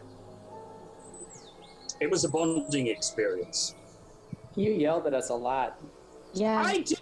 He hit me with a hammer, my own hammer. It's feeling a lot more cathartic now. Earlier, it just kind of felt bad because I wasn't trying to, but now I feel okay about it. You know what? Him hitting me in the face and in the thumb several times. You're lucky I'm blue. Otherwise, you would see the bruising. It's ridiculous. You're lucky I can heal things because my thumb is fucked. Broken. This is not fair. You're judging me. I'm going on the boat. Okay. I will follow. Alright. I'm up as well. Returning to the boat, I'm assuming before you would get on the boat, you might get some lumber and some timber or something to burn. Yeah. I would be doing those things here. Okay. Getting the fuel supply needed to get the boat to start to continue its paddle against the current. You all once more board the familiar steamboat. Now slightly mismatched a little bit. You can see it looks a bit more patchwork in its creation. Some of the pieces, like the planks, aren't as nice and long. They're more like broken pieces. You can see that the grains don't match, but it's functional, and it seems to take you on the river without leaking as it makes its way towards Biloch. Now, you are going to continue on the boat at night? No. We just No. want to move a short distance. All right, around you're the just same moving a place short we were distance and before. then... Miles or so, yeah. All right, okay, so... Other side of the river. Other side of the river. All right, okay, just to be extra precautious, you travel up until the sun sets. It's a good 2 hours of travel. You feel like you've covered quite a distance as you just let the current flow by you. You wait, keeping an eye out just in case, feeling a little on edge as she might not be far, and your brother could be somewhere around the river bend. It's kind of hard to know where the danger might be, especially since the surprise came so suddenly last time. But eventually, you do find that darkness falls, and you park the boat on the northern shore of the river as you scoot it up against the sandbank to make sure it doesn't drift off downstream. You all set yourselves up for camp, finding a nice little fire for you all to sit around, enjoy the warmth, hear the nightlife come. What do you all want to do? Can I try to conceal the boat? Just like throwing some random sticks. I'm just trying to make it so it's not as obviously seen in case someone's sailing down the river looking for the boat. Okay. Make a survival check with disadvantage. Oh jeez. I mean, it's a good idea though. Yeah, but it's... Oh. 17. All right. So, with a bit of your own gusto, you're able to go to some nearby shrubs and trees, and you're able to get to the base of some of the branches and start to break them off, and you kind of get this almost like a very weird version of a stick with a puff at the top, and you kind of begin to position them slightly around the boat, just enough to break its silhouette so that perhaps anyone who might be traveling by wouldn't see it as well in the distance. They might, if they stumbled off onto the shore, they probably would tell that it is a boat, but from those who might be traveling and passing by in the night, the shape is so odd and off that they might just ignore it. You feel confident in your work. I will make the campfire. Like, come along, minions, we have food. I said it again. Do you have a flint and tinder? I can make fire. I still have one. I can make fire. Okay. As Varkesh sets up the campfire's little bonfire of sticks and logs, Smokey just hairballs another ember onto the actual... Does the smoke smell vaguely of cat fur? The worst. It's a little bit more smoky than usual, but it does seem to catch and light, and you do have a nice campfire for you all to settle around. Now during the... Oh yeah, Connor, you want to say something? As soon as we have decided where we're sleeping, I cast the sanctum? The sanctum, yeah. Sure. It's my own spell. So yes, as you set up the sanctum in its perimeter encompassing you and the boat, making sure to cover anything that is of your possessions, just to make sure, you feel that familiar safety around you. Divination should not pry its way into your campsite. So, Fuck the air. Nice.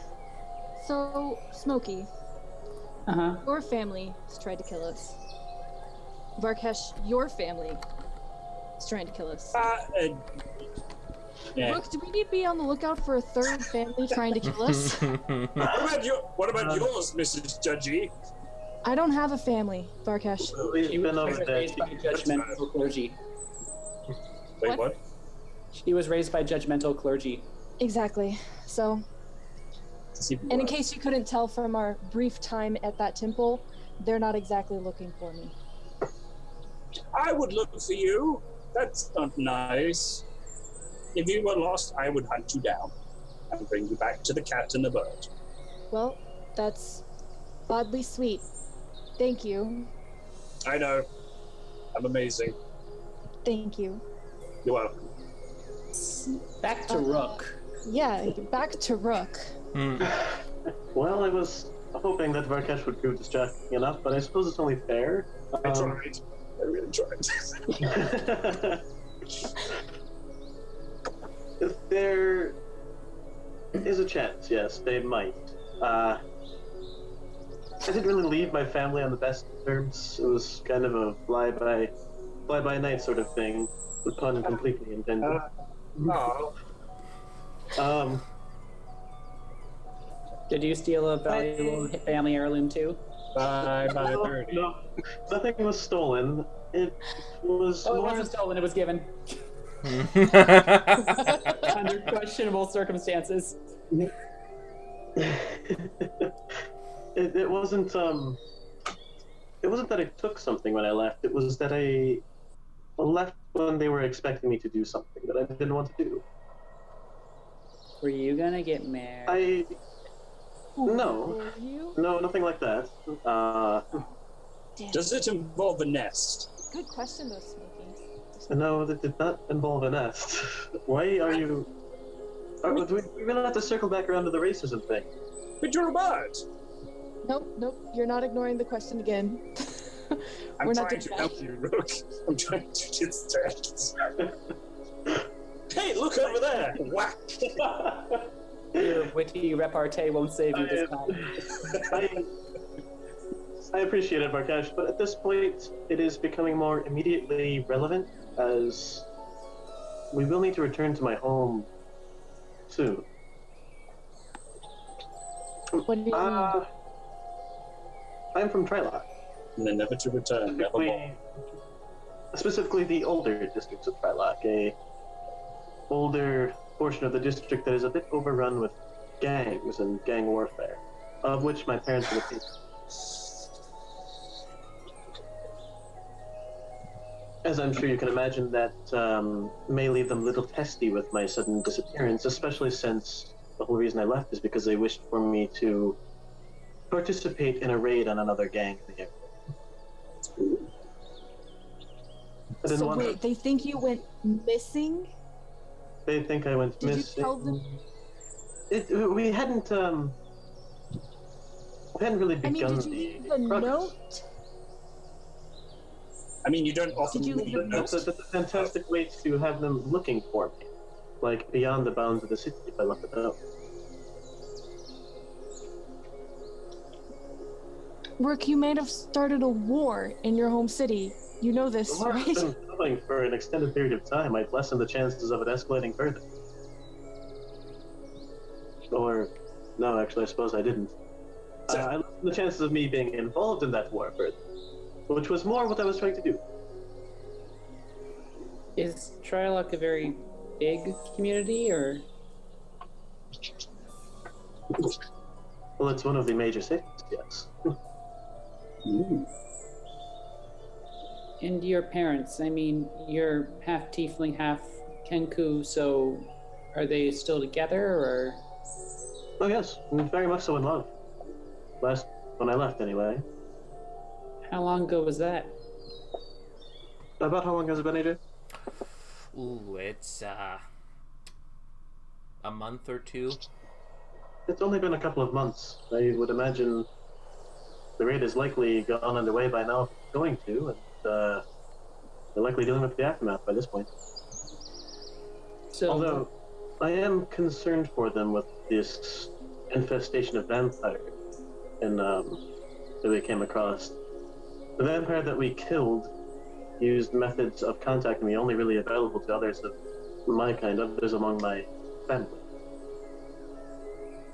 There was a message sent directly to me from other king. They don't talk to just anybody. And he's certainly charismatic enough to embed himself to any group that he may be able to infiltrate. so then what is the urgency for you getting back, though? I mean, we're planning to go there anyway, because that's where one of Farkesh's dad's hideouts thing is supposed to be. Yes, exactly. I was planning to look into this further when we got there, but Hello, my name is Varkesh. Hi, Varkesh. And I have problems with my family. it seems we all do. Okay.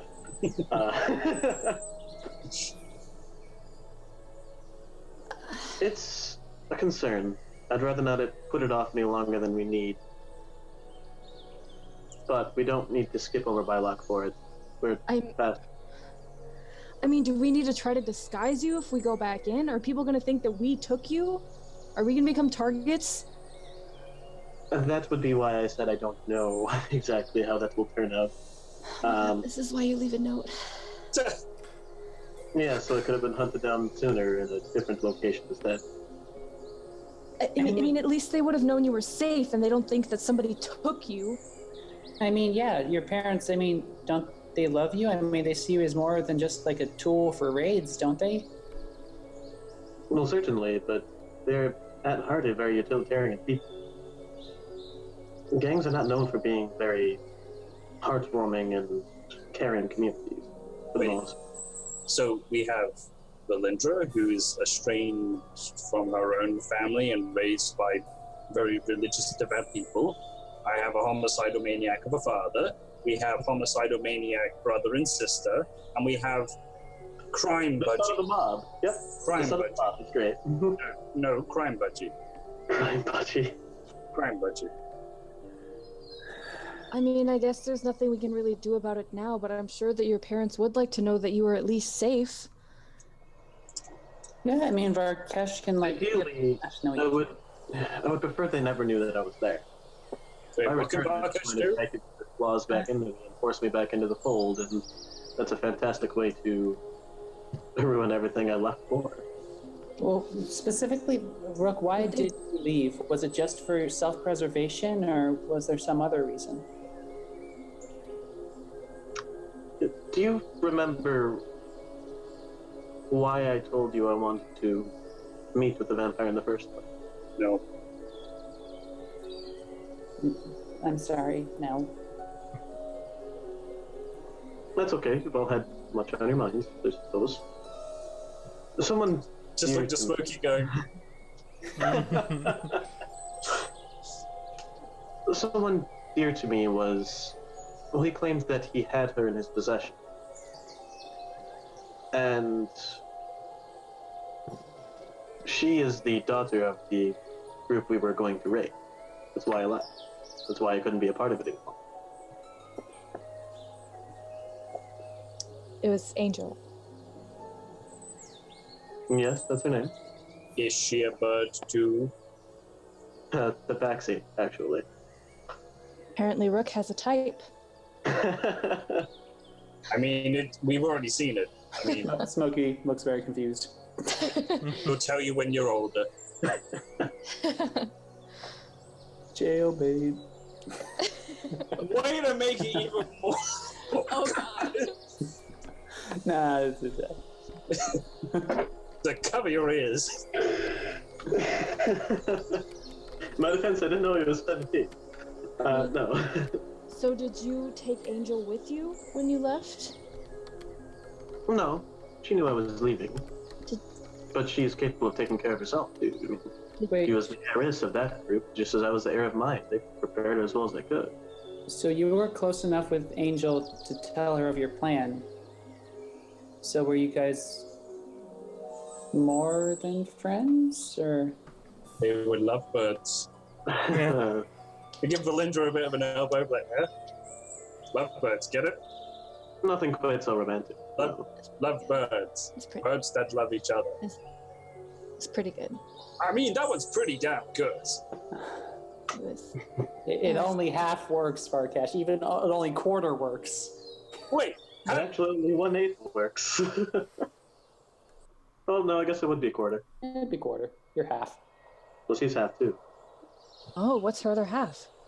turtle. Something human-like. I've not really been able to determine what. I say turtle. I bet you anyone is a turtle. A tobacco turtle. A tubertle. The bird. Oh my God. Hilarious. So, I mean, you told her of the attack. Did she leave too, or did she stay and warn her family about the attack?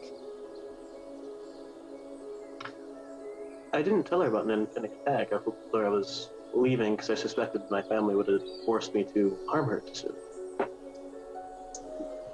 Not necessarily because they knew what was going on. Well, I strongly implied an attack. I didn't state an exact time.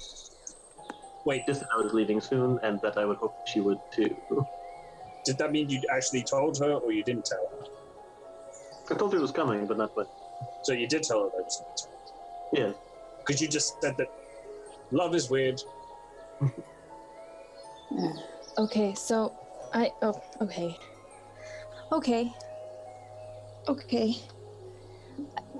Okay. Well, no. I feel. Breathe for Linda. Go ahead, Smokey. I mean, no one's coming after us from his family, so that's. I mean, that was our question, and that's a mostly probably no. Until we get there, in which case, if I get seen, probably yes. So we should disguise you. Oh God, this is gonna be a whole thing. I mean, Brooke, what is your plan for once we get there? Just hope that you're not seen, and then just live the rest of your life not being known by your family and your mob family too. Ideally, at least until I've separated myself enough that I can rebuff any attempts to pull me back. Do you really think they would try to force you into it if you really hated it that much? I mean, I think they would just be glad that you're alive. Feather in, feather out. That's how gangs work. He's actually quite right on that, and I'm kind of concerned as to why you would know that. I ran with a crew too. The southern geckos. That doesn't strike me as very accurate. I got kicked out though because I wasn't a gecko. I mean, I tried. I'm very confused. Me too. Brooke, is there anything else important you think we should know that could be an immediate danger to us from your past? Not an immediate danger, no. Okay, I say we sleep. Yeah, Yes, that's fine. Let's go to sleep. it's been a long day. Will you take watches? I will Oh, take yes. the first watch. Ah! Okay. Barkash actually taking a watch. Can I borrow someone's night vision eyes? I promise to give them back. No. That's Caster. how that works. Varkesh, if you cast light, the light won't get through the barrier I set up. It won't? No. What? I could kiss you, you fluffy feline. I'm going to bing. There we go. Light. God, Okay. it's so bright in here. It's glorious. How big is this sanctum, by the way? I will make it probably, since if I can tell like Valendra did a good job hiding the boat, I won't include the boat, but I'll do a good, let's say 30-foot radius. Okay, you could easily include the boat if you wanted to, but yeah. Yeah, well the thing is it doesn't make things like camouflage, it just is like a shape of like black smoke, Yep. which in itself is rather conspicuous. Yeah. So I'll Can you keep it make like this like in the forest, so we're like surrounded by trees and we're not just sitting on the beach? I mean, they've seen me cast it before, so we'll probably yeah. Now, find it just a clear. quick question on that one. For the adapting of it, is it always a cube? No. So you can make it like a little flat rectangle? Yes. Okay, so yeah, so it doesn't basically, for instance, like if you made the smoke, it's not like 30 feet Oh, yeah, wide, it's not 30 a feet giant tall, smoke 30 feet... No. column. All right. Yeah, no. I Okay. can make it like a 5-foot tall. Right, yeah. just enough to go over everyone's heads. Yeah. Okay, all right. Because a cube in the middle of nowhere, just like this perfectly shaped black cube, would be like, Yeah. Yeah. All right. Varkesh, Yes. you're going to hold the light spell and just let your allies take a rest. Yep. Okay. I will watch Mitchell over my possessions. All right, go ahead. Just make a perception check as the party sleeps. Perception check. Let's see. 10. That's not bad for me. Okay. I don't see a fucking thing. I'm just double checking the private sync to just see. I'm looking to. It does say cube. It's a cube. Yeah. So if you make it 30, Alright. it's going to be 30 feet tall. Okay. Yeah, we'll do. We're gonna get comfy. It's gonna be a 15-foot on each dimension. Okay. All right. So only 15 feet in the air. Yeah. Basically like a house in the middle of the woods. No can. I mean, we can get tighter. We can do 10 feet. All with our cash that's been laying down. I think it has to be 15. Technically, your allies can sleep outside it if you want to. Oh, they know us though. They've seen. I would insist everyone sleep inside the sanctum. In the 10-foot? Okay. This is you guys all... No, it'll be like 15 to Okay, 15. 12 to something. It doesn't have to be exact 5 foot. Sardines. It's a cube. So like my tail is draped over like all of them, and I'm just like kind of like, I'm sorry, don't roll over for the love of God, please. 15 is fine. So you make it a 15-foot cube. That's enough space for everyone to sleep cozy enough without really bumping into many times. Varkesh, it's a very quiet night. Nothing at all. It's very quiet. No, I'm on watch. I shouldn't be doing this. Mm-hmm.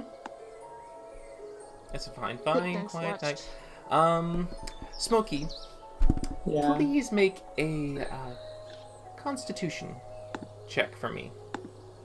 Oh, good. Just a check. Just a check. I don't have proficiency anyway, so it doesn't matter. Yeah. That is a 13. Okay. No. It's fine. Everything's fine. Everything's fine. Another phrase of mine. You're all good. Everyone's got too much drama going on. So, Varkesh, you spend your time fine. Who do you want to wake up for the next watch? I will wake up Lindra. And I will do so at a safe distance. Okay. Hey, you awake? Him now. My turn. Mm-hmm. Wake up, it's Monday.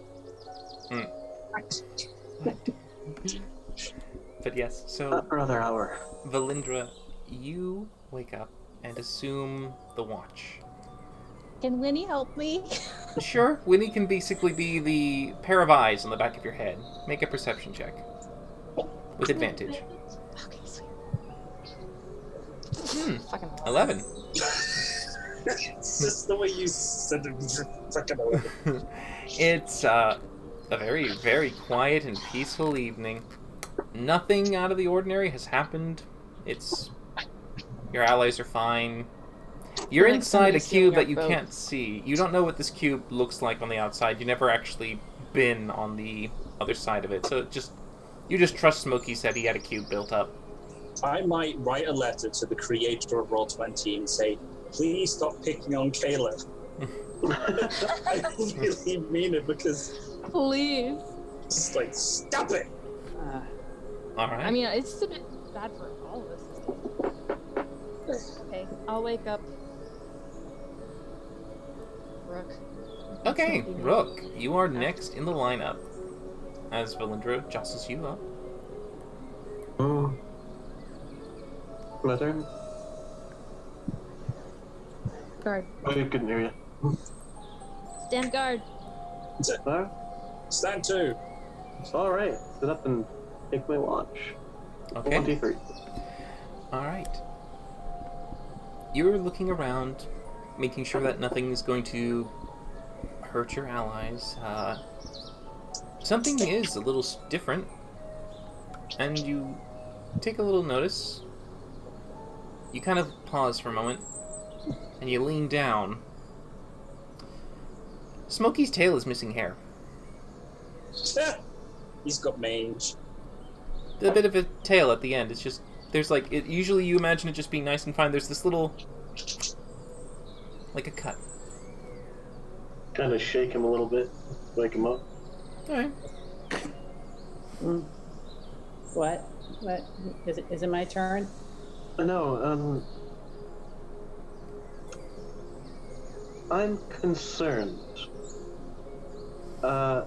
Could your sister do anything with some of your fur? I mean, I as a player know. Do you want me to roll an Arcana check or? Yeah, you could. You would. Okay, I'd say you're familiar enough to some degree, so go ahead and make an Arcana check. Okay.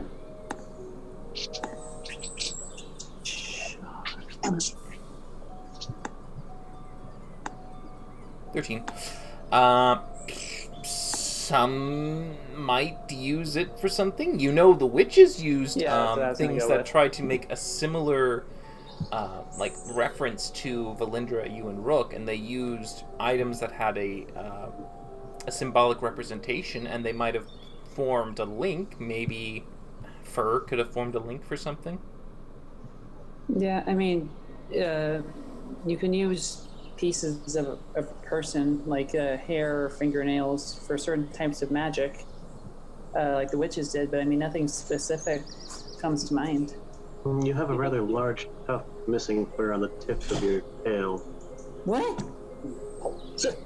You pull the tail up, and yeah, it's instead of it being a nice gashable fluff, there's this kind of snip at the end. It looks like someone or something with scissor-like means was able to just. I have no idea when this happened. Would I know? How, is Smokey vain enough to like actually groom himself? You're a cat, of course you are. Silly question. You can't fight the instinct. I wouldn't. I don't know if I'd know when that happened myself. My perception isn't that high.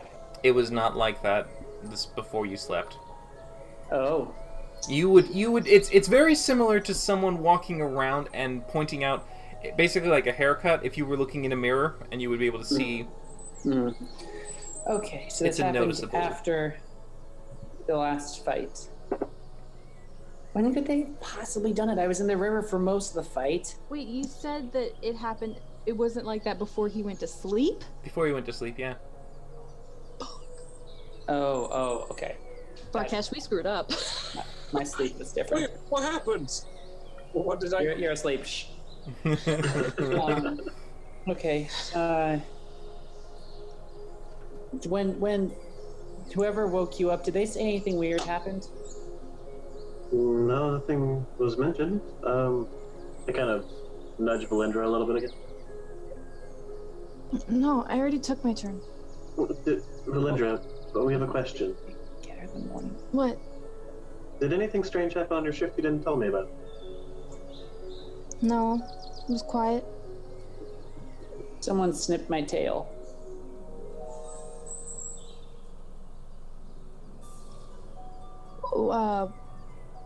While you were sleeping? Yeah. Can I look for any kind of like footprints or tracks? Make a survival around check. the cube. Please. 15? There are no human footprints. There are tiny, very tiny little kind of like little dots that are around in the sand nearby that you can see. Crab. Did a That'd be crab hilarious. snip the tip of your tail? Can I say follow yes. the marks? It does seem to move away, and it goes towards your boat. And as you see the boat, you suddenly see that it is matched by a pair of just two footprints. Just a pair. Footprints? It basically looks like this. Tiny little tracks. 2 footprints. Right next to the boat. Yeah? I'm gonna send Winnie on there. Okay. Winnie goes into the boat. Stealthily. Okay, make a stealth check for Winnie. Oh god. By the way, the footprints are facing away from the boat and looking towards your campsite. So it came from the boat or the river towards the campsite? Imagine, like, so you have the river. The boat is parked here on the shore, dragged up against the sandbar. Right next to it, there's a pair of footprints, both facing towards where the campsite is. And then you see tiny, tiny pairs moving off towards.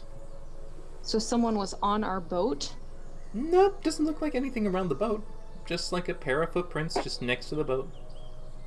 Did the tracks lead a different way? Like, once I followed them back to the camp, do they lead a different way? Once, because you were on grassy ground when you basically made your way, so you were doing like this search around the perimeter, because when you said a 15-foot search, you found that in the sand area that there was tiny tracks. And you followed the tiny tracks that led to the water's edge. At the water's edge, instead of it just being tiny tracks, it has 2 footprints. Just like, just one, 2 just one. Yeah. So it looks like someone jumped off the boat, turned into a crab, or just was there on the shore. Teleported and landed there, turned it into a creature, and made the rest of the way. They teleport out again? Teleporting crab? They can teleport within the sink. They cannot. They can teleport, but they can just walk in if they're not seen. But then they didn't. There's no other trail. There should be a trail for them leaving the sanctum. Then Unless they teleported out. they Nope, can't they teleport can't out. teleport That's out. the whole point. Are they still in the sanctum? I'm gonna start searching the sanctum, like pushing everyone out of the way, looking for a tiny crab. Okay. Make I will help an her. investigation check. Can I just tell Brooke, and he can, because he said he was gonna help me, can he make it with advantage? Well, you He can already tell Rook does. to do it, yes. Rook, Brooke, look for a this. crab. Look for crab. Oh, okay, I can do that. Alright, look for crab. Make an investigation. Not check. 26. 26. Alright. There is no crab within 15 feet at all. But with your investigation trying to suss out more of the mystery that she seems to inquire, you're able to see another break in what appears to be the nearby foliage, and you can see that there's a slight disturbance, maybe, very small, not much to really make off of it, but somewhere further inland away from the campsite. So it seems to be almost like a crab track, campsite, a little bit of intrusion into the wild. Just a small, like, a few leaves broken, a branch that's just been slightly pushed off of its natural angle. Some ballsy crabs around here. You notice that the height of this knock is taller than a crab. Mhm. Big ass crabs around here. Look off, Rakesh, you're asleep. I'm having a Is dream he about really? crabs. Oh no, crab. But look here. I think the one who took the fur made off on the further inland. We have this broken twig and some branches. You see it too, right? Yeah, now that you've pointed it out to me. Right. Yeah, so you can kind of understand where he's making like a story from it. Okay, so I mean, what do we follow the tracks? Do you want me to send... There Oh, are no it's a tracks good beyond purpose. that point. Fuck. And the branches and the disturbance is more akin to your waist height. It's not something a small creature could create.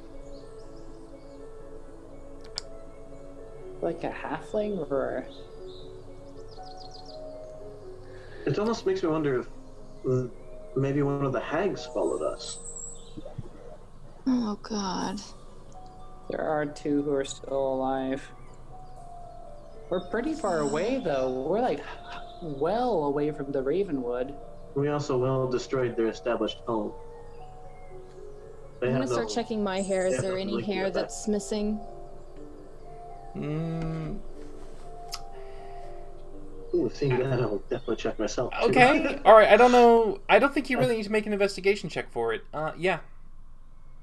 You notice that there is a tiny bit of, at the end of your hair, you know there's like a level of, hair that should be normal length, and there's just a tiny bit that's just higher up. Rook, if you're carefully inspecting yourself, you do see that one of your feathers has been snipped slightly. Would you not know that? This is just me out of character here. Would you not feel it, though? Because plucking a feather is like... It's not a pluck, it wasn't it's a pluck, it was very just a pluck. minor... Very minor. Smokey, yours is a much more noticeable one. It's Got a hack job. it's enough to see basically like instead of a tuft tail which looks nice and has like a nice plume, the plume is like cut in big. It is like near the skin. It's very noticeable. I got Like- the freaking Lisa Simpson haircut. Well, it's more like a prank when someone does the razor behind the head kind of thing. It's like someone went to the tail and just like grabbed it and How did I not wake up? that's what your constitution was. Oh, okay. Yours specifically was a very large lock and noticeable. Belinda, yours is very small, very minute. Okay, well, good news. It's not my siblings, probably. Is it bad news? We're going to be ugly again. This is unacceptable. So much love. Varkesh is still asleep. I'd Yeah, like to pretty look much. over Varkesh without waking him up and try to see if he's missing anything. Probably a nail or claw or something. That would be very noticeable. Make an investigation check on him. Oh, Marcus, boy. your tail seems to be missing. Oh, No. Did I get advantage for any reason? No. I've been helping her. You were just looking.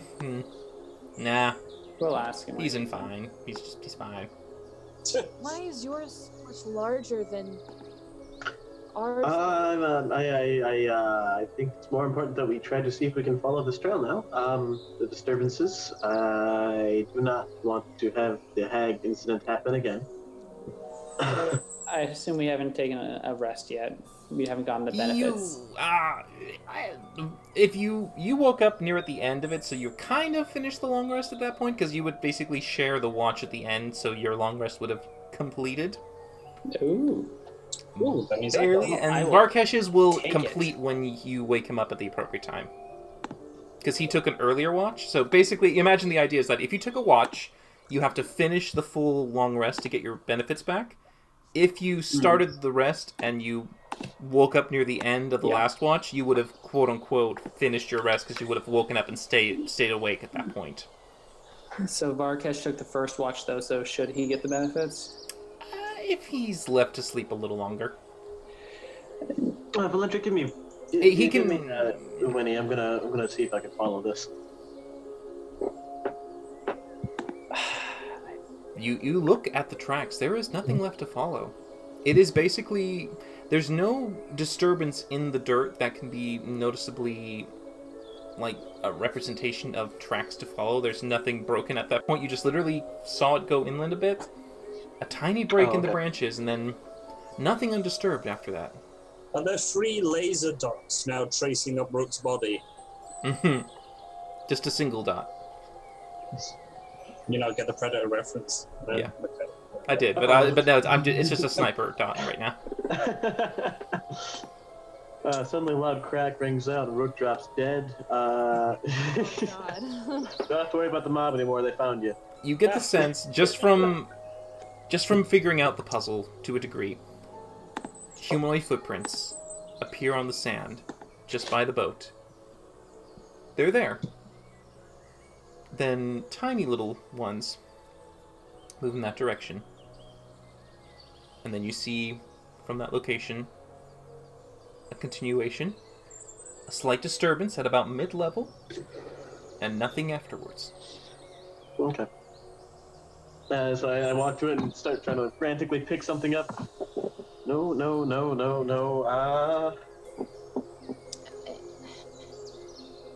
Can I Okay, look nothing. up? Does it look like there's any more breaks up? Like something, like if it was a crab and then turned into a bird and flew up? Make an investigation check. Rick, do you see anything? Rook, do it for me. Honey, do for me. All right. Is it with advantage? I mean, if he can help you, if you want him to help you. Or do you want to say, Rook, do you see But anything? he can't do it and I can't help him. You can ask him, and Okay. they said, I'll help. Yeah, Rook, help. What? Help what? I Oh, wanted to say, God. I wanted to say, Rook, you do it. Like, I help him, but I already rolled. So fuck me. I let Rook roll a flat one without advantage. I'll take it. Please. 18. Okay. Would have been much better with advantage, but oh well. There looks to be maybe a tiny bit of disturbance in some of the trees nearby. Maybe something pushed past it. You notice that there's less water, less condensation dewing on the leaves. Maybe something got knocked off. Okay. Somebody So- was at. Did it? Okay, the footprints. Do they look like boots? Like, can I tell based on the indentation? They look like boot prints, yes, to a degree. What you would consider is like you see the front part and then a gap and then a heel. Yeah, Like, but they're small. male, female. Can I tell? Are they like combat boots? Are they like soldier boots? Like, They're more nice boots, I suppose, and they look smaller than the average foot. They're way too small for Varkesh. Varkesh's footprints are huge. yeah. Smokey's, they look to be smaller than Smokey's.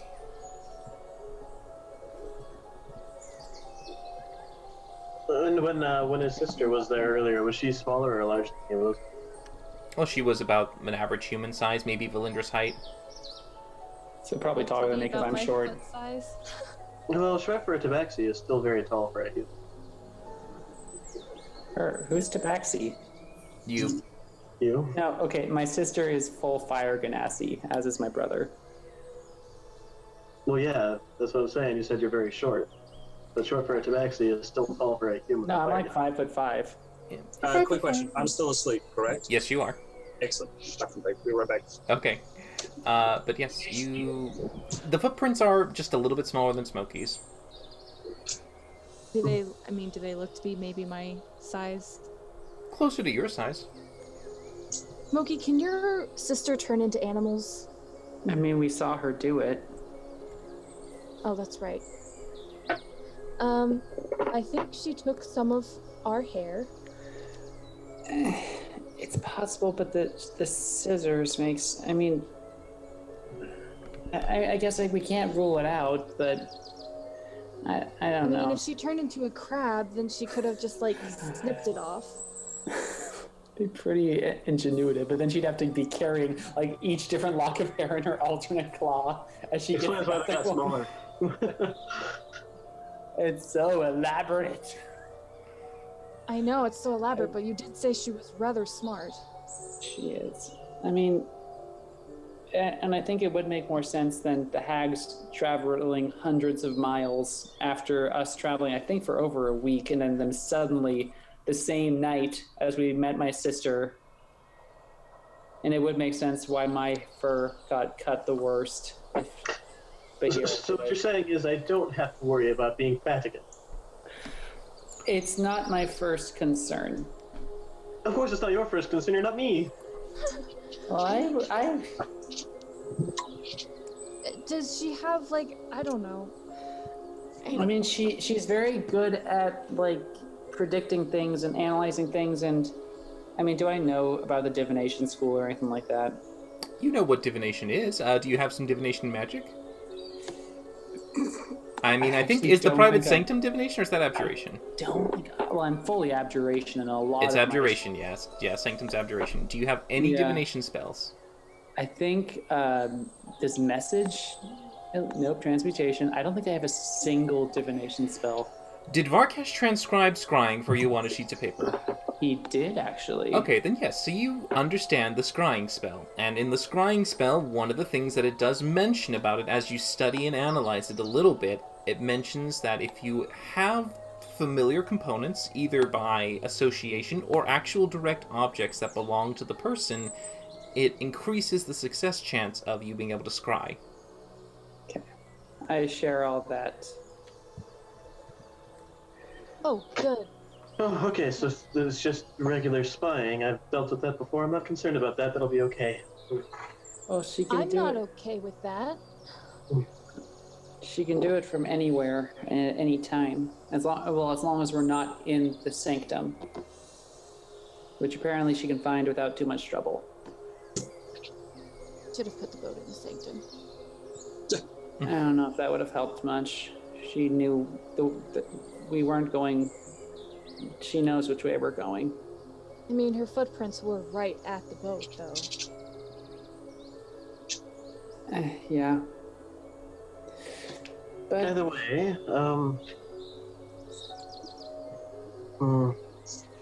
I there's don't. not much I can do about it. I'm not anticipating her launching an attack until she gets more reinforcements. She would have seen that we were able to handle my brother and 4 professionally trained guards, even after they transformed. I mean, there's no way she's going to let us be near a huge body of water, I expect. But she won't. She doesn't like to get her hands dirty if she can help it. Until, well, yeah, she doesn't like to get her hands dirty. Should have just. I mean. Should have what? Killed my brother? No, I'm not gonna make that choice for you. Just know that if it comes to it, and the choice is either let him kill you or we kill him, I'm gonna kill him. I can't banish him like you can. The only way I know how to stop someone is to stop them completely. Well, maybe. Hopefully, it won't come to that. Hopefully. Well, let's go back to camp. Alright. You finish up the rest of the evening, just analyzing, checking and talking, but the sun does rise again as Varkash is able to stir from his slumber, the warmth of the sun just letting him slowly stir back to consciousness. I'm awake. Varkesh, are you missing a part of yourself? You know, I've asked myself that question many times. No, this is not like a no. This Like is a not toenail. Yeah. I'm gonna show him the tip of my hair where it was cut off.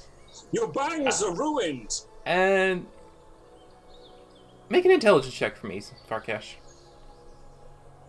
For You've never had sexual- hair before, and someone trying to show off the daintiness of a style of hairstyle is kind of like... I mean, Like I a- read books. It's like a person showing you something and you've had no experience with this before. No. When she talks about, like, a piece missing, it's just like, isn't it grown that way naturally? Isn't that Yeah. normal? Seeing him not understand, I'll just point to Smokey's tail. You can see the difference in that, right? Oh yeah, that's obvious. I see the missing piece on his Oh tail. yeah, that's just like a... Someone took, like, a chunk. That's an FU haircut. I lift my own tail and take a hold of it, but I don't have fur.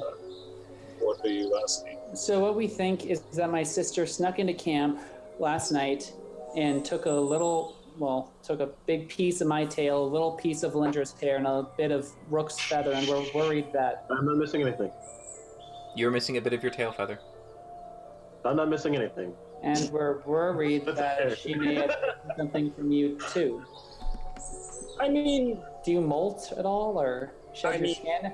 no, I'm not due for that for a long time. And I mean, if anyone was to take anything from my body, I would definitely feel it. But I would check. I'm gonna check. Yes. All right. I just search my body all over to check to see if my horns are still there. The one at the end of my nose. Doing a quick check to see if you have any lumps. No. You seem to find that nothing is missing. No scale has been pried. No shavings of your nails or your horns. It's all intact. I seem fine. Alright, well that's good. Why? Well, because remember how you taught me the scrying spell? I did. Yeah, so since she has pieces of me and just me and Valindra, she can use that spell on us easier. Well, that's Thumbs up. wow. That's actually a problem. So I'm just gonna. But actually, Varkesh, we have something of my brother's. Oh. Yeah, we have his swords and his armor. Ah, well, that would definitely be useful. Do you have scrying? I do indeed.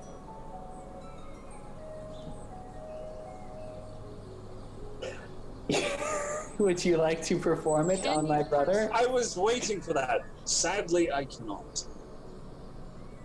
I pull out the mirror, the silver mirror that I made, and be like, this thing, it needs to be worth about 1,000 gold. Sadly, unless the rest of you have about, I don't know, 800 gold pieces on you that I can use to fabricate into this mirror, there's a very unlikely chance I'll be able to do so. No, even with what I took from my brother, I have 58 gold. I have 1 gold. We are broke bitches. We are some broke bitches right here. I mean, I'm sorry. I would if I could. Otherwise, Oh, of course. Yeah, yeah. my father right now. Well, I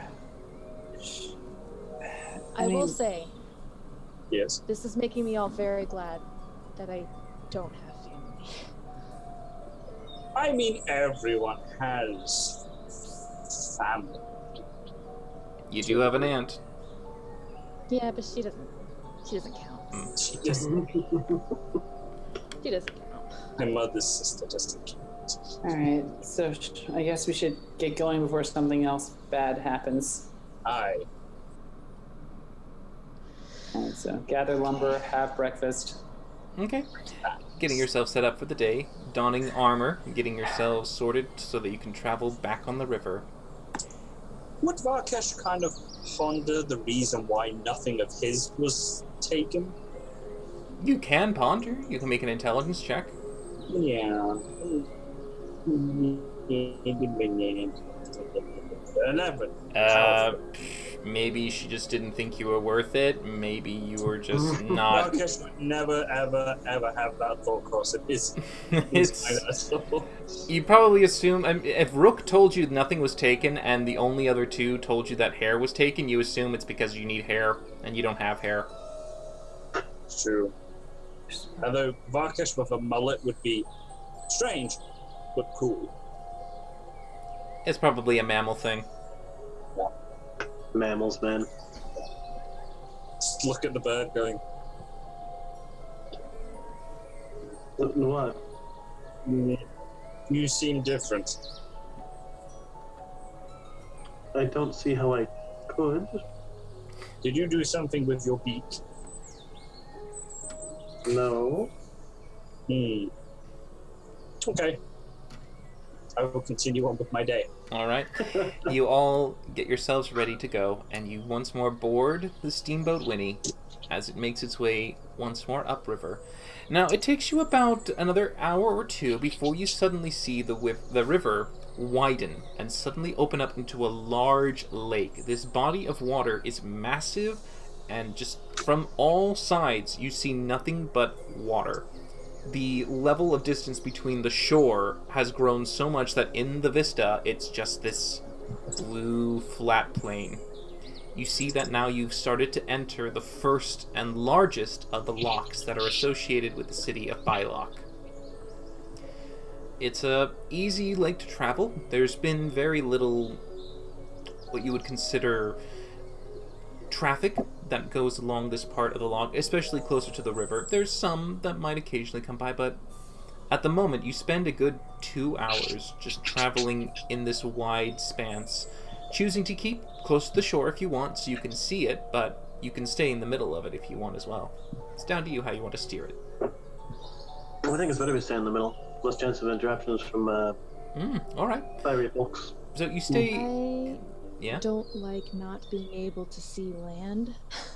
Yeah. It may be better to get maybe 20 feet away from land or so. I mean, Maybe farther than that, but Like, yeah. within... I don't know, man. You can see about 600 feet or so in your distance. So if you wanted to basically see the tops of trees at that point, you could. Or you could get closer. I just interject, place my hand on both Valindra and Smokey's shoulders, and I can make you walk on water. Well, that'd be great. Hey, I guess we can stay in the middle of the lake.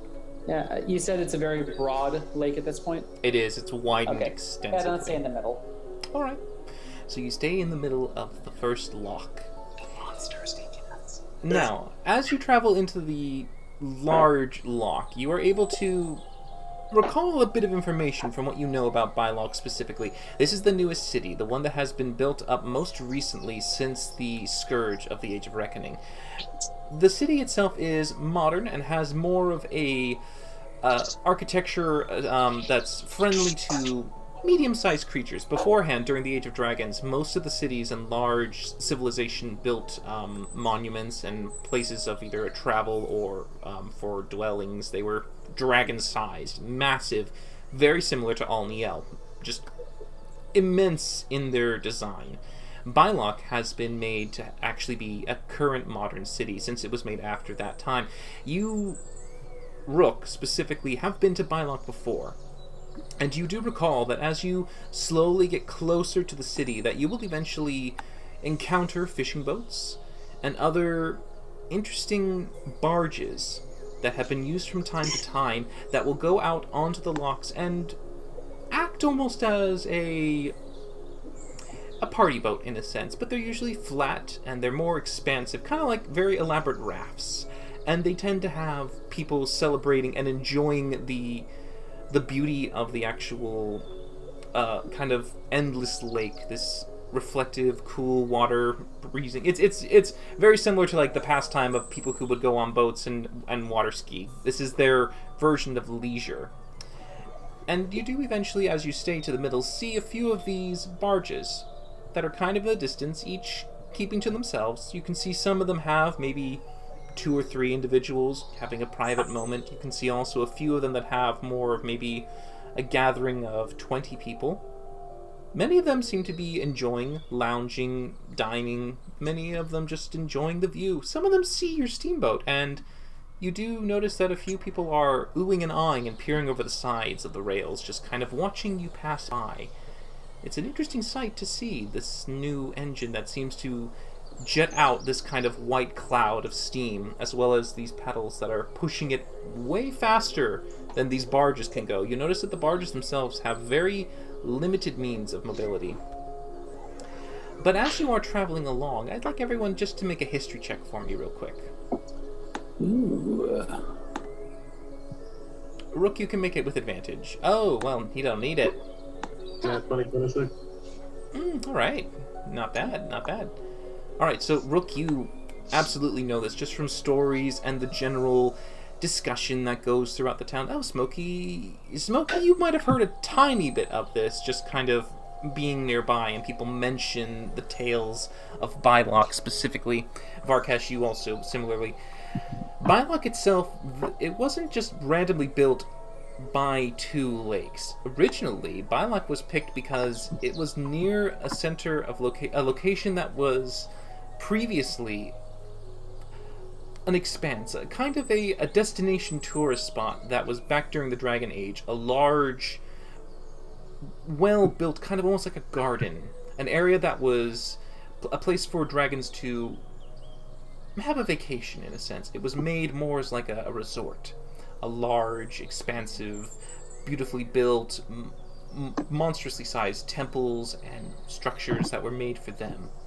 But during the Age of Reckoning, when the forces of the undead moved past, they found difficulty crossing rivers, and so what they would have to do is they'd have to circumvent around. And a lot of the time, that's what kept Alniel safe, because Alniel is kind of tucked in a river system. So in order to get around to the main capital cities, they moved past Fallcrest, across the deep wood, and made their way to the Sanctum. During this time, a last-ditch effort was made to try and avert their advances, and as they fell upon the city, and that's where the second lake now is of Biloch, the reserve, the tiny little kind of vacation spot, was imploded. The entire place was set into a massive crater, and trying to take down the undead forces with it as it buried it deep into the earth. And this crater is what allowed a second lock to be made.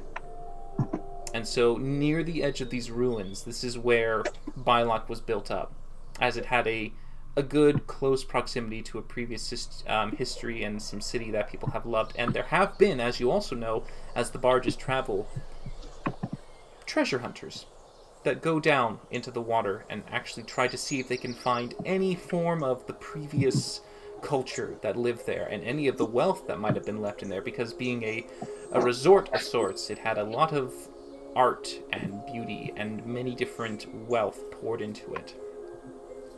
So you know that that's how Biloch came to be and how the second lock was formed. And as you travel up and see, occasionally, people on rowboats diving into the water and coming back up maybe every 5 minutes, looking for things, but it's no ordinary fishing boat. And Varkesh and Smokey, you kind of understand a little bit, as it takes a little moment to click for you as what they're doing, but you do know the stories of why Biloch was created and its history. Do I know? No, not as much. Okay. What are they doing? Oh, they're diving for treasure. This whole area used to be a major iconic Resort. resort of sorts. Yeah. Treasure here? Yeah. Far below the water, but yes. Well, because, I mean, We are personally, broke, actually. I have no money, and I could do with a payday. So if we could make some time, Ooh, that's a great idea. yeah. I mean, I'm always on While board we're with here. that sort of thing. I would love to see what sort of things were left behind by that old civilization, actually. Actually, Oh, Markesh, if you could control water, you could just make a chute down to the ground floor. I could do a lot of things like that, yeah. Maybe not while there's other boats on the water, though. Which is going to be impossible to avoid. I'm sure you've noticed there are lots of. Wait, Even at can you- night? Even at night, this is like the prime leisure activity in the area. Folks come out to the lights all the time. control water around us? Like we go A bubble? and Mhm. you just. Oh my god. That's a great idea, Smokey. I would have never thought of that. That clever cat. Clever cat. Ooh. So what you're saying, Varkesh, is there is an end to your talent? Oh, no, there is. But you'll never know that limit. Also, Clearly, we just found one of them. No, I just said it was a good idea. Didn't mean I didn't think of it. You specifically said that you would never think of it, though. That was being courteous. I want to insight check that. Sure. Yeah. I mean, Varkesh, Not That's real low rolls. A 2 and a 3. Ooh, hard to say. Although, actually, it would be 18 because of my feature listening for live. Ah, you're for deceit, yeah. Yeah. I'm going to see that one. 18. Varkesh? He's lying. Okay. Although the issue is that the spell only lasts for 10 minutes, so that's not a whole lot of searching time or traveling time. I mean, you can cover a lot of ground in 10 minutes if you're not obstructed by water, I can imagine. I guess if you're sprinting, but then I don't know if we know about gas just exchange and having a finite amount of oxygen as we're inserting ourselves. Yeah. With there being a relatively good-sized city and a lot of people wanting to do kind of what we're wanting to do, maybe in the city they have some kind of spell or some kind of item. Ooh, that's an idea. If we promise them a cut of the profits of whatever we find down there, I know we can't offer anything to them up front. I mean, this is just an idea. I made a boat. Why don't I make a boat for underwater? That doesn't sound Ow. like a thing, Varkesh. That doesn't sound feasible.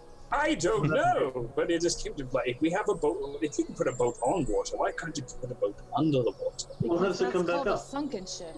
Yeah, but this one's not sunken. It's I mean, if we find another brilliant gnome professor of hydro-oxygenomics, then I'm sure we can What's make that that? happen. It's What's- a word I just made up. well, it sounded very convincing. So something more immediate, perhaps. I recall when we were dealing with those hags, you turned yourself from a dog into a cat. Could you maybe use that to turn into a fish of some sort? Oh yeah, I actually A can fish-like make feature? that spell actually can make me breathe water. So that's one. Can you cast that on other people? I can't. Well. Only one catfish per party.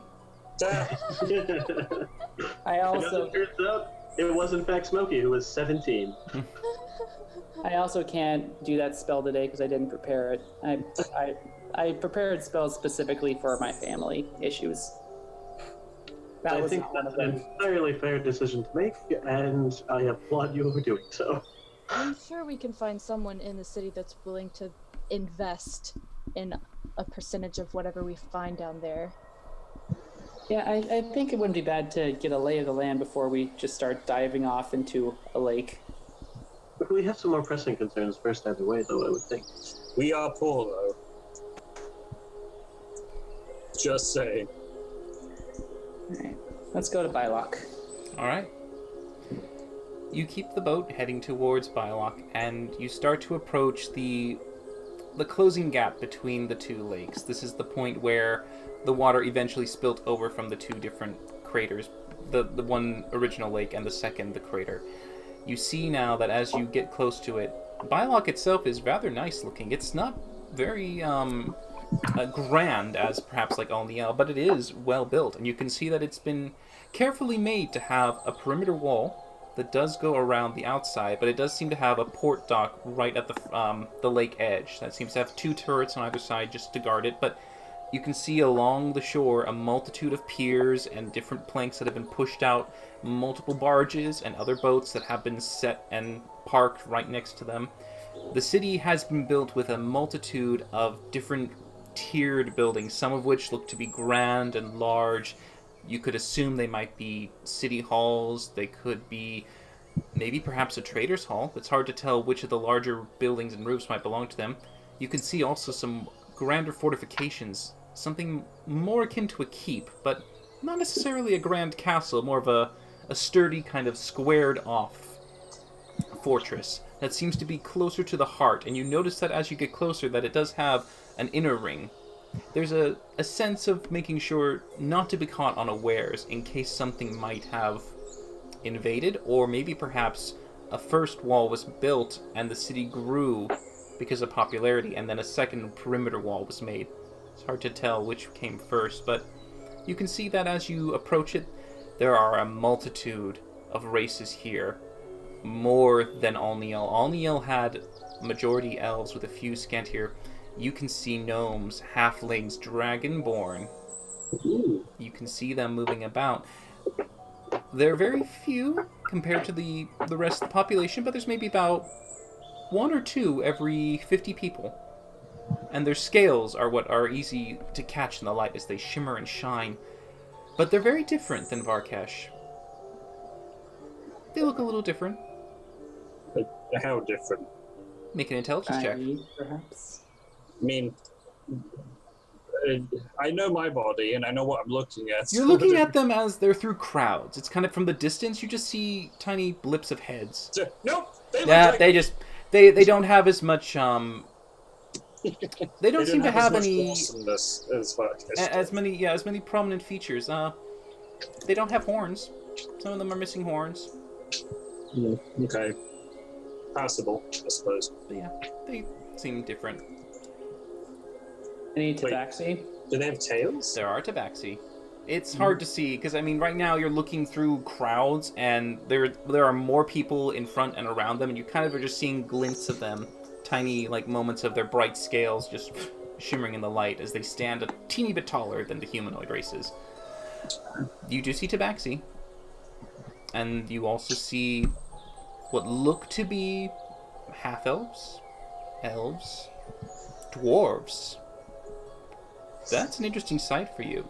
Many of you have not seen a dwarf before, but these smaller men with large beards do fit the description of what people have told and talked about, and the occasional one that might have been seen on art or statues, but there are even them.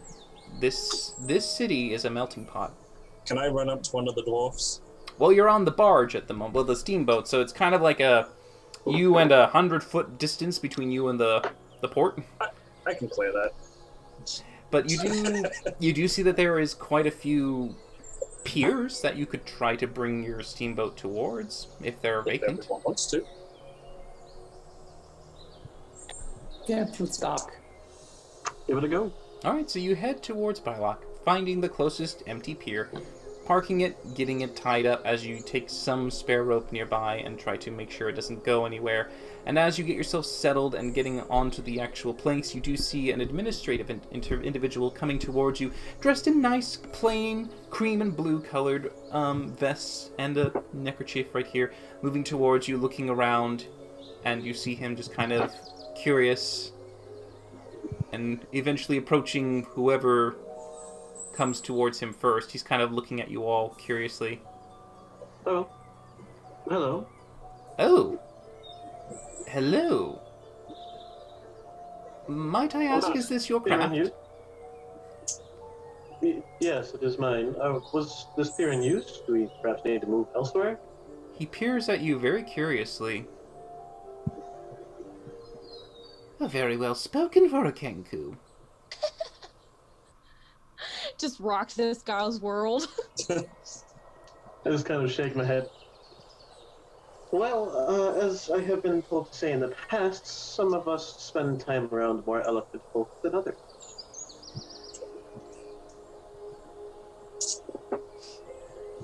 He does see your horns, and he kind of looks at Valindra. He looks at Smokey. We're not related. Clearly. It's funny how that's the first thing she has to try and clarify. And then he looks at Varkesh. I'm not related. I'm sorry, I don't recognize any of you. I'm afraid this is a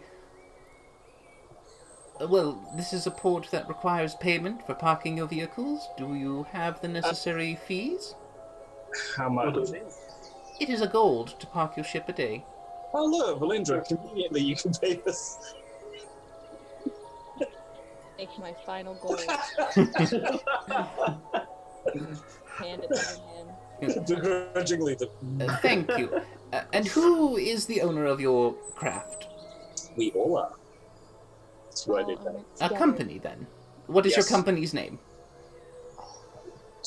The Winnie Trading Company. How about, can we have a moment, please? Group huddle. I have to really crouch down. It's been a bit of a venture. We built this device together and haven't really come up with a name as of yet. It's a work in progress. If you need a name to put down, for the moment, just put down Rook, please. Marcus makes a face at Rook. I ignore it pointedly. He nods. Please be sure that you return tomorrow to pay the next day's payment, unless you wish to pay for it in advance.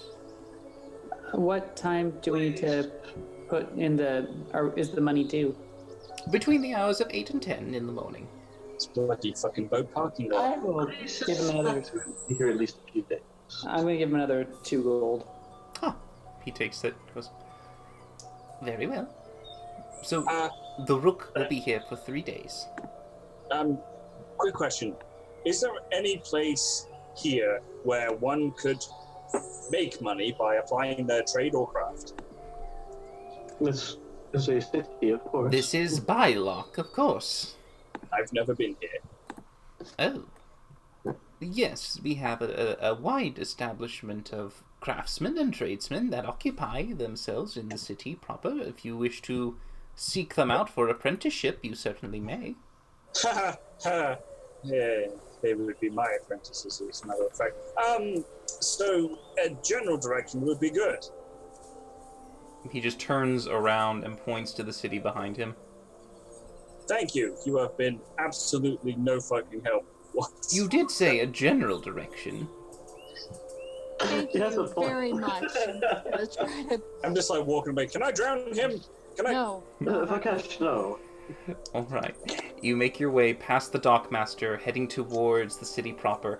It is a bustling city. There is a multitude of individuals, criers, vendors all around, calling out for those who maybe want the occasional food, snack items, others who seem to be offering what appears to be services, some that seem to be polishing armor or getting anything that might need to be repaired or mended, shoe stores, all the like.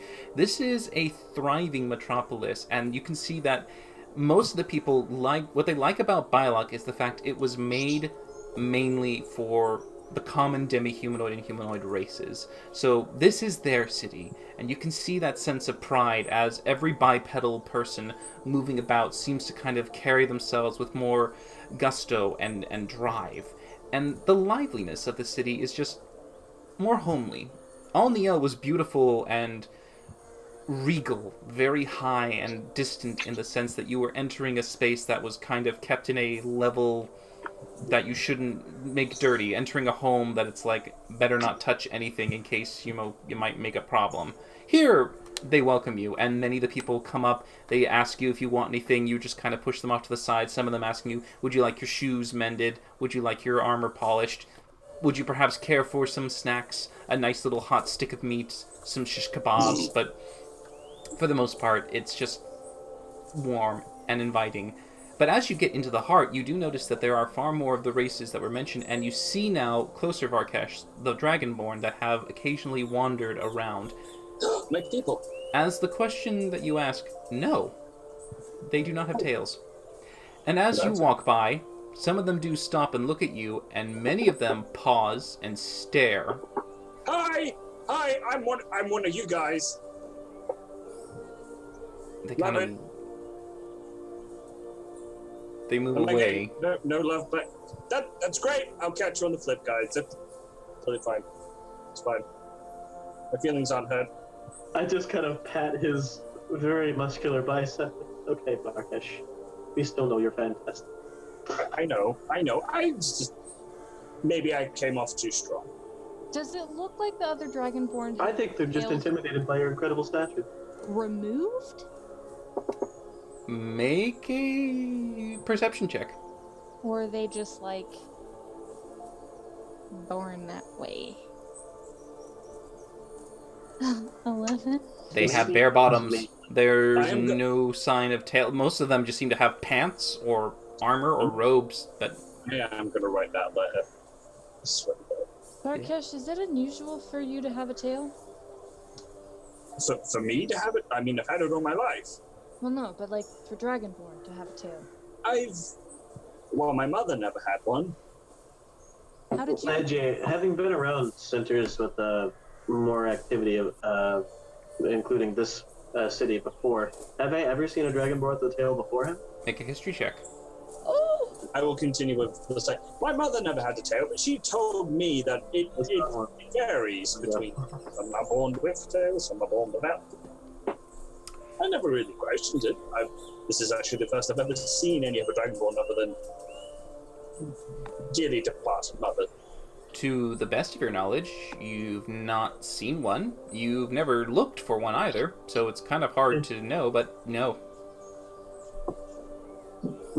Actually, now that you mention it, I don't think I've ever seen a dragonborn with a tail before, Varkesh. That's unusual. Is it? I mean, maybe you've not seen a lot of them. I was told that being born with a tail is incredibly rare to begin with. Well, do they seem, the people that are staring at him, do they seem like afraid of him? Or do they seem just curious?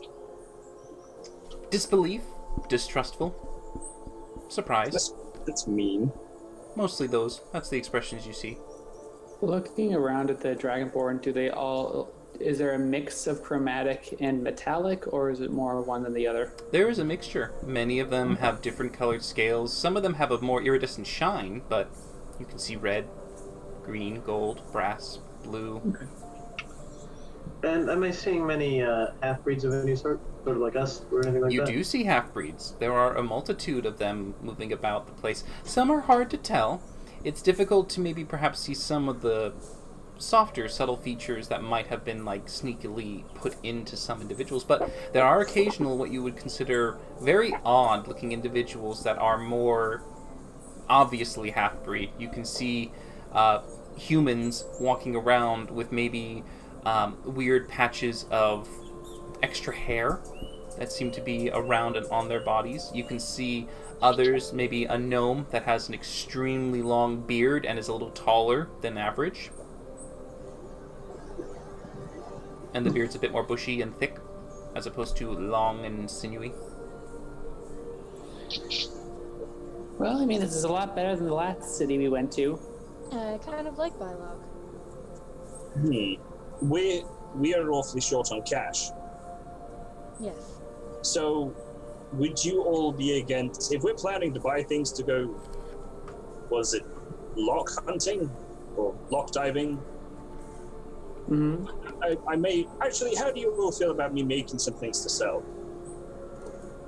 I mean, that's fine, but what would you make it out of? I thought we were broke.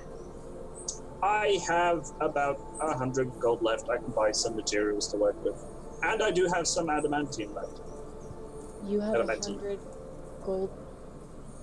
I just very quickly give her the gold piece. Assure her default tablet. There you go. Before you I get pass the gold from mine over to Varkesh. Just like sneaky high fives. I mean, that sounds good. I mean, I thought, but when we're gonna look around and see if anyone would like sort of sponsor us as far as, you know, doing the dive. But we do need money still. Yeah, that's true. I feel like as popular of an activity as that is, it would be more of a novelty shop type thing. We can certainly try to see if someone will try to fund an expedition, but we don't necessarily have much to persuade References. them to do it without cost up front. What if we sell some items so we have a little bit of cash, offer to give a little bit up front and then pay the rest? It's a good idea. Gotten treasure. You know, come to think of it, I may have something of interest to the people of the city. They're looking for many old pieces from that ancient civilization, and I do still have that that set of iron calipers from the medical room we discovered back around Beartop. I mean, We could unless... try. Yeah. They were rather rusty. I don't necessarily know it'll fetch us a high price, but it could be something. I'm gonna walk into the middle of everything and shout out, "Hello, my name's Varkesh Stormcaller. I'm here to make some money. Does anyone here have a blacksmithing stall I can use?" Alright, you just randomly yell this out in the middle of the street. As you do this, many of the nearby people just stop, turn, and look and stare for a moment. Some of them continue walking as they're staring at you. I hold up my rapier. An example of his masterful craftsmanship, he has forged this rapier for me. As you basically turn into street vendors at this point, many of them they're familiar with people hawking goods, and so you kind of turn into this large, in the middle of the street advertisement, and they just seem to kind of look at it for a moment and continue on. Those of them not interested don't seem to care, and many of them, they seem to be used to this. It's kind of like similar to walking in New York and just seeing someone yell out for you to buy something. You just kind of walk by, don't make eye contact. There's a little bit of like, eh. If they're a street vendor, they're not legit. Well, that's why I asked. All right. I mean, do I see any like sort of guard around or that sort of thing? Make an investigation check. Do I just see a blacksmith shop? Make an investigation check. Do I see the sky? Yes. Do I see the floor? Well, you see the ground. Son of a bitch. All right. There is no nearby blacksmith within your quick sight, and just asking maybe a person going, "Excuse me, could you?" Oh, and they just keep ignoring you as you're just like rude. And you try to. Smokey, however, you do see a few individuals that are stationed occasionally along the streets. They do seem to be dressed. You could see that the armor's not perfectly uniform, but they are dressed appropriately, and they do seem to have what appears to be an array of colors that seem to kind of mark them specifically. You can see tassels of ribbon that are on top of halberds, or you can see ribbon tied around scabbards or hilts of swords, and it looks to be a mixture of silver, green, and yellow. All right. Hey guys, I think I found some guards. Let's ask them about just Biloch stuff and all stuff. If you have questions about Biloch stuff, I may be able to assist. I have been here. Well, do you know where we're supposed to?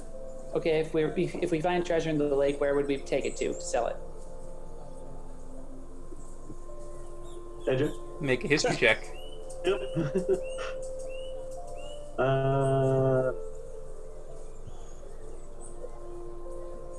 You do know that a majority of the stores and merchants that like to buy these things often have their shops set up along the pier by the port.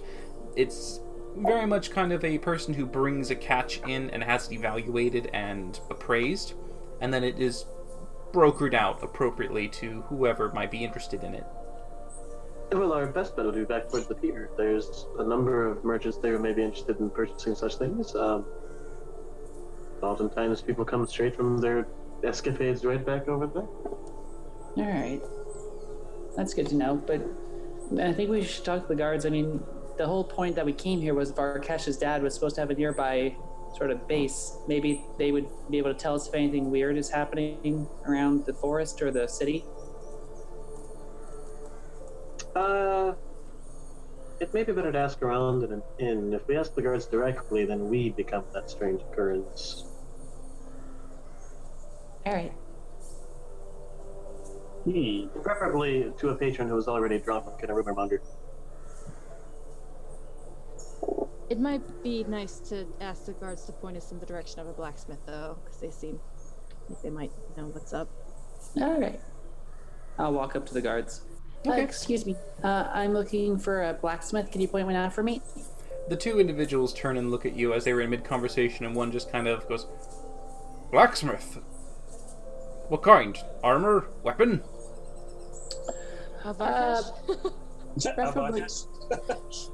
Preferably both, but let's go. What about the best of each? The best of each? Kind of looks at his partner and just goes, "What do you think? Harlan's? Yes, alright. Harlan's hammer. That'd be the best one for you to try for armor. You can just head right there," and he points towards the castle keep. "Just around there, near the actual front gate, you'll see it. It supplies most of the guards with our armaments. If you're looking for what kind of weapons? Refined, heavy duty, Probably more based on craftsmanship. You're looking for the aristocratic kind, alright. I try... You think in elves? The other one kind of nods, because, in elves. Alright. In elves. In elves, she's a nice elf. You'll find her just probably closer to... right over there. He kind of points in the opposite direction, closer to the road, near the heart of Biloch's, like, entryway in the center. Around there, look for a nice blue roofed building. You'll be able to see it. Beautiful display on the window. You'll see all her refined crafts, jeweled scabbards. Well, thank you very much. Have a great day. You too. Right. They kind of watch him move off, and you can hear a bit of snickering from behind, but... Sons of bitches, they set us up. I'm gonna turn around and see. Are they snickering because they sent us in a false direction? Make an insight check. Did they lie to us? Son Oh, of a God. bitch. You can do it. Come We believe- on. No, I can't. Hard to say. So, guys, I found two different blacksmiths. One's called Hal's Hammer, that's more for armoring, and one was one run by this elven woman. I think her name was Els. I think I didn't hear it quite No. well. NL. So yeah, it was Halden's Hammer Hmm. and Anel's. And Nels. Let's go to the Nels seemed the anals. Nope, that's not right, Varkesh. That's it, right? It is it's NL. Nels. Well, the bird's telling me I did say it right. Now you're telling me. What? It's a Nell. I thought that's what I said. Anal. No. Maybe we should go to Harlan's Hammer. But that one does the weapons, right? No, that one does the armor. Ah, so we want to go to the one that begins with an A. Are you looking for weapons or armor, blacksmith Varkesh? Help Weapons. me help you. Weapons? Weapons. Okay, Then unfortunately. we go to a Nell. Right, point the way. Let's go. And what was the name of the place we're going to again, Markesh?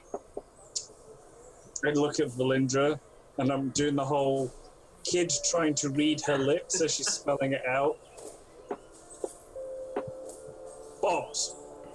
We're going to bombs. I don't think that's quite right. Try again. An L. An L. Close enough. Zzz. An L's. An L's. We're going to An L's place. Yeah, it has a nice blue roof. Let's go. Even better. And we shall head there. Alright. The party Thanks. makes their way towards the front gate of Biloch, where the road would have normally met most travelers that enter the city. As you get there, you do eventually see one brilliant blue rooftop just on the edge of the... Love it.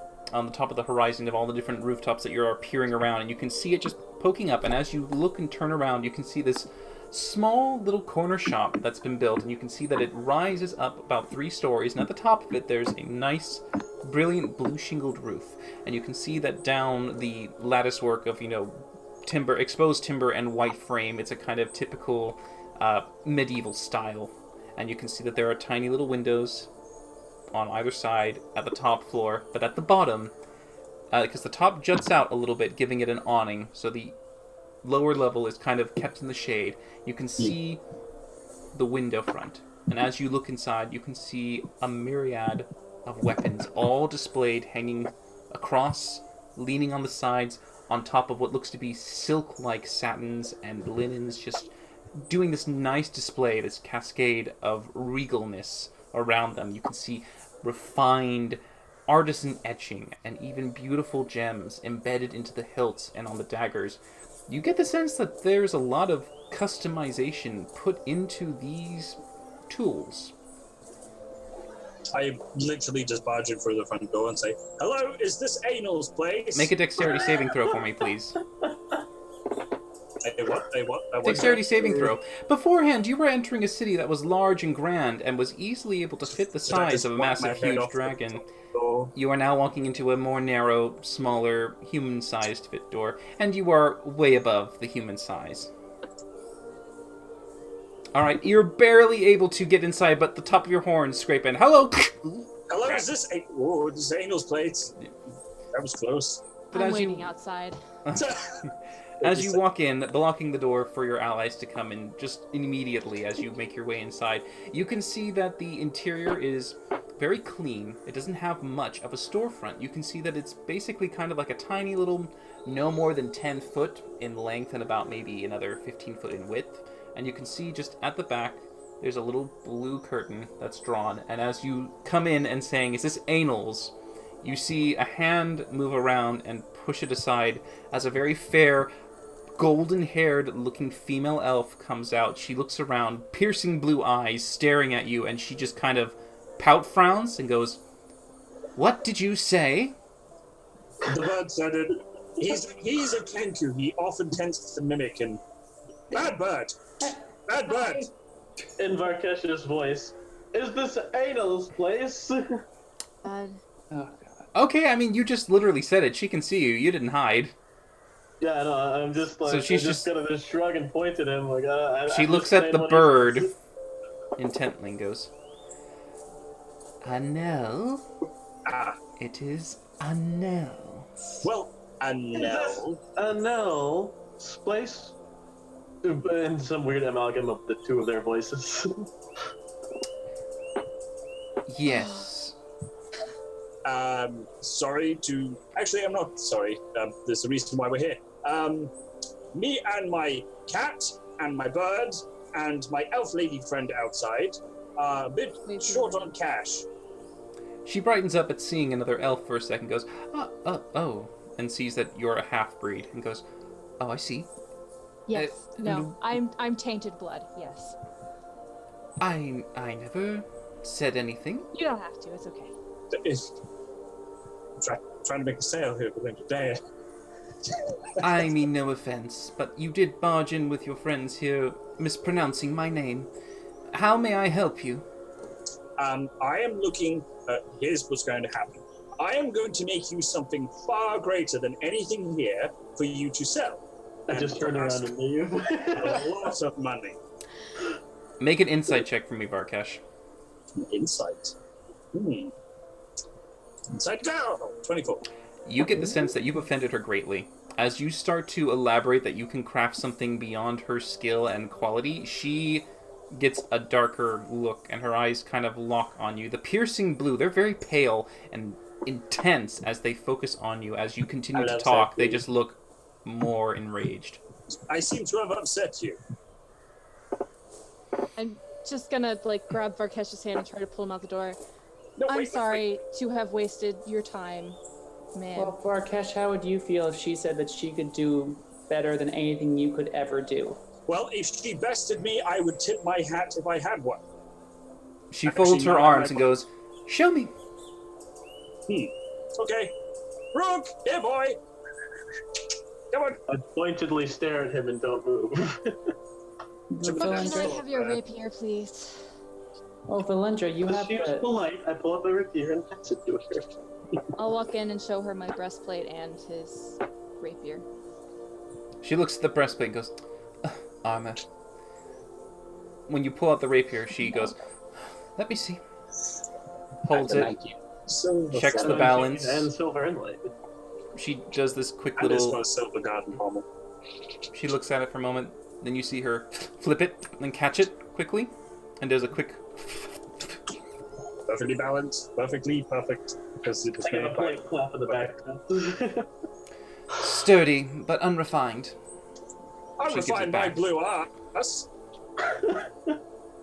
She just quickly goes to her display, grabs one of the rapiers, pulls it up, holds it open. You can see a brilliant silver-like metal, and you can see that the intricacy around it is kind of like a leafy design, almost like trees and vines that seem to be draped around the guard. And as you see her hold it up, she then draws your attention to the pommel, and at the pommel you can see a beautiful opal.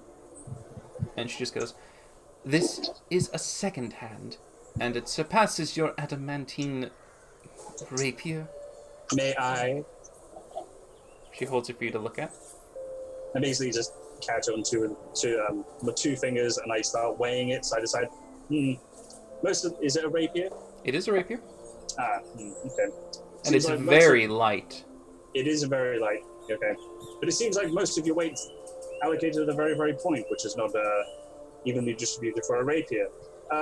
Material seems a bit too thin. It flexes a bit too much. I'm gonna leave. Not to mention, he gently runs a clawed finger up and down the entire fuller, listening for that chime. And the chime is different. Yeah, it's very different. It's a different chime indeed. Make an intelligence check. You're wait until my brain works after I make this. 18. It is mithril. The entire thing is a mithril rapier. Yep. That's why it's so light. I just very, very lightly tap this. Yep. Still, most of the weight's at the end of the blade, and not only that, your tempering process could have had a little bit better work done to it. But I mean, it's glorious work. It is absolutely glorious. Make a charisma check. That's not fair, because work is just the worst. Well, sadly, there is no insult check, so I'm just going to make you roll charisma. There should be. She just kind of shrugs and goes, "You are clearly not a skilled weaponsmith, are you?" I will eat her. Don't do that. I will. Oh my god, Barkesh, let's just go, okay? Bring me something worthy of my talents to look at, and maybe perhaps I will grant you some title of smith. Just, bitch, please. I'll go fucking stomp your ass. And then in that case, may I be so humble to request the use of your workshop? She grabs the rapier out. Adamantine, love. Doesn't work. What? Wearing adamantine. She's threatening No, she grabs the rapier and she tells you to leave. Oh, I thought she was threatening me with the blade. No, she just grabs it from you so you won't take it with you. Oh, well, I wouldn't walk out with it. That'd just be rude. Wouldn't want to be rude. No. While we're waiting on that, can I see anybody that looks rich but foolish around here? God, you guys. Rich but foolish. Essentially, someone who's flaunting money that they don't necessarily Make a take proper perception precautions check. with. I mean, 19? This is why we can't have nice things. I mean, you see wealthy individuals, whether or not they are flaunting their wealth or are casually throwing it around, it's hard to say. They just look very refined. You can see well-dressed individuals with heavier coin purses. No, we just got here. We've already made a poor impression. Not right now. All right. God, how about not right ever, okay? We're How about not walking. right ever? A fool and a coin are easily part. Melindra's already making plans I'm to watching. retire here. Oh, I'm going to find myself an open bit of street and I'm going to set up shop right outside of her window. Markesh, okay, so the thing about elven blacksmiths, from what I understand, is that they usually tend to be more fancy, kind of hoity-toity flashy. You're probably going to want something a little more sturdy. You know, somebody who's more about, not about the flash, but about the, you know. I never thought another elf would insult my work. Wait, we're still there? I'm out of the shop. Are you speaking? Markesh is in the shop. I mean, you're speaking this out loud. I thought, like, after she said get out, we left. You never said you left. She's just, like, slagging her off. I mean, I would not say this if we were still there, so, like, I would wait until he left and then say it. Okay. The hoity-toity comment. Yeah. God. You know, That's all right. so can I just once again, okay, Markesh, help me find a blacksmith shop that you think would appreciate your skills and not look for something overly flashy and decorative. But do you not think I'm not capable of making gloriously beautiful things? I do. I think you're very capable. I just don't think we have the money or resources to make the kind of quality weapons that she finds impressive. Varkash has been issued a challenge. You are limited by your materials, not by your skill. Still, there's a challenge been issued and he wants to take it up. Well, Varkash, we don't. I understand you've been challenged, but I mean, this doesn't have to happen. I mean, you're not. I'm sure you're not the type of dragonborn that can't rest until your honor is satisfied or something. That Smokey, sounded please roll a mildly d20 insulting. for me. Say what? Roll a d20 for me. Me? Yep. God damn it! I don't even know what's happening. He just gets randomly slapped by a passing dragonborn going, bitch, you got it wrong? Somebody is screaming at them.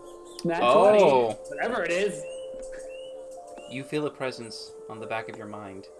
You feel a sense of someone wanting to scry on your presence.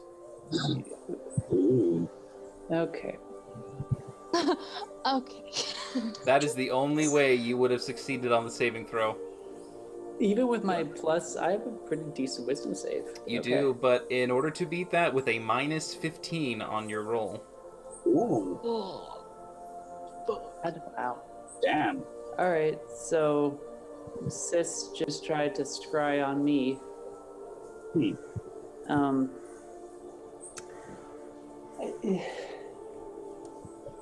Okay. Our book have blocked that anyway? No, it only protects my thoughts. She Oh. can see my location. It's not what I understand anyway. Mm-hmm. Fair enough. In any case, I feel like we're not being very productive. Right. Okay, he will just grit his teeth and he will relent.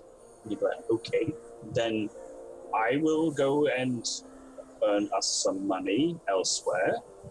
And then when we have enough, I will buy more materials to make a gloriously overly fancy pants thing that Mrs. Elven Lady in there would like, which I can then sell for even more money. Her name is an L. That too. Start looking for a different blacksmith Okay. shop. Shop. I mean, we have the other guys that we found, the armorer.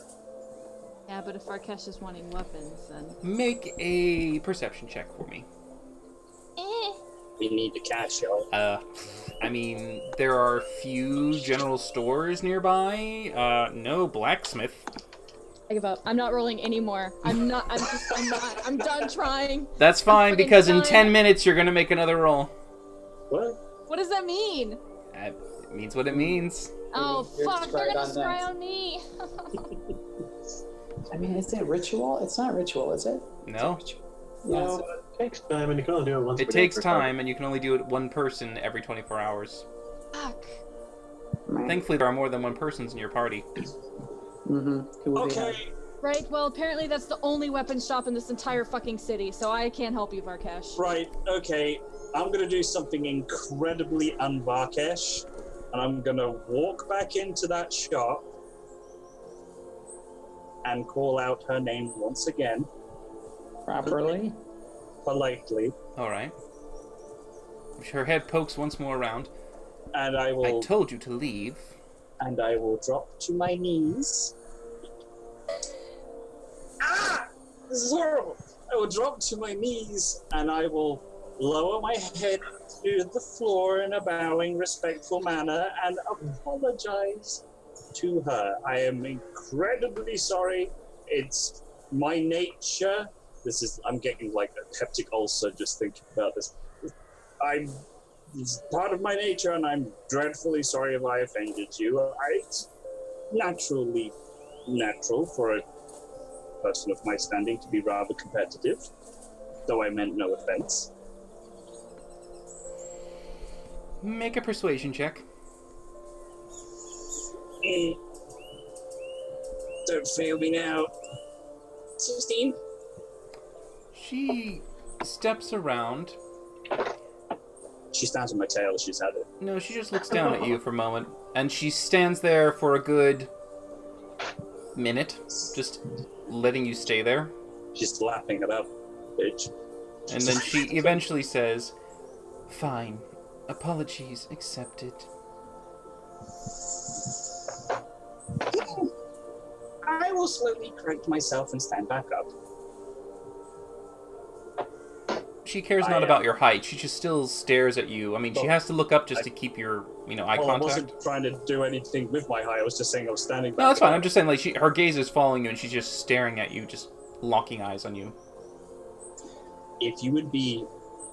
I have some money on my person now. If you would allow me the honor of using your forge, I will strive to endeavor to create something glorious for you to sell, as me and my companions are in desperate needs of funds. I am at your complete mercy. And I just bow my head again, and I just feel all my bones wanting to vibrate and snap. The whole point of doing this. I hate it. She does seem to kind of enjoy it a bit as she takes it in. Sure she does. How much do you have? Wait, Rook gave me that gold coin, didn't he?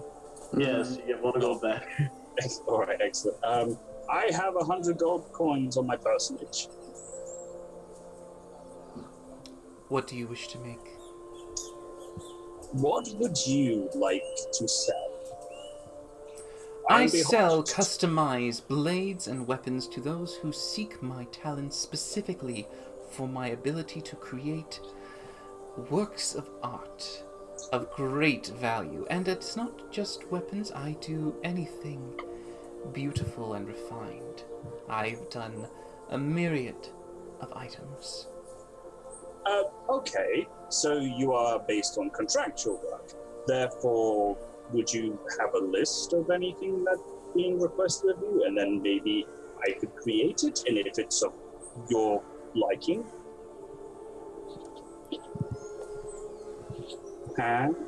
Fine, there is one individual who I will not necessarily lose sleep over for you to attempt to match my skill. Okay. You will pay for the materials and the time spent to craft this. Okay. Is this agreeable? Yes. Fine. I require 75 of your gold up front. Okay. Alright. Here. As you hand it to her, she kind of nods. And your companions? What about them? Are they staying outside?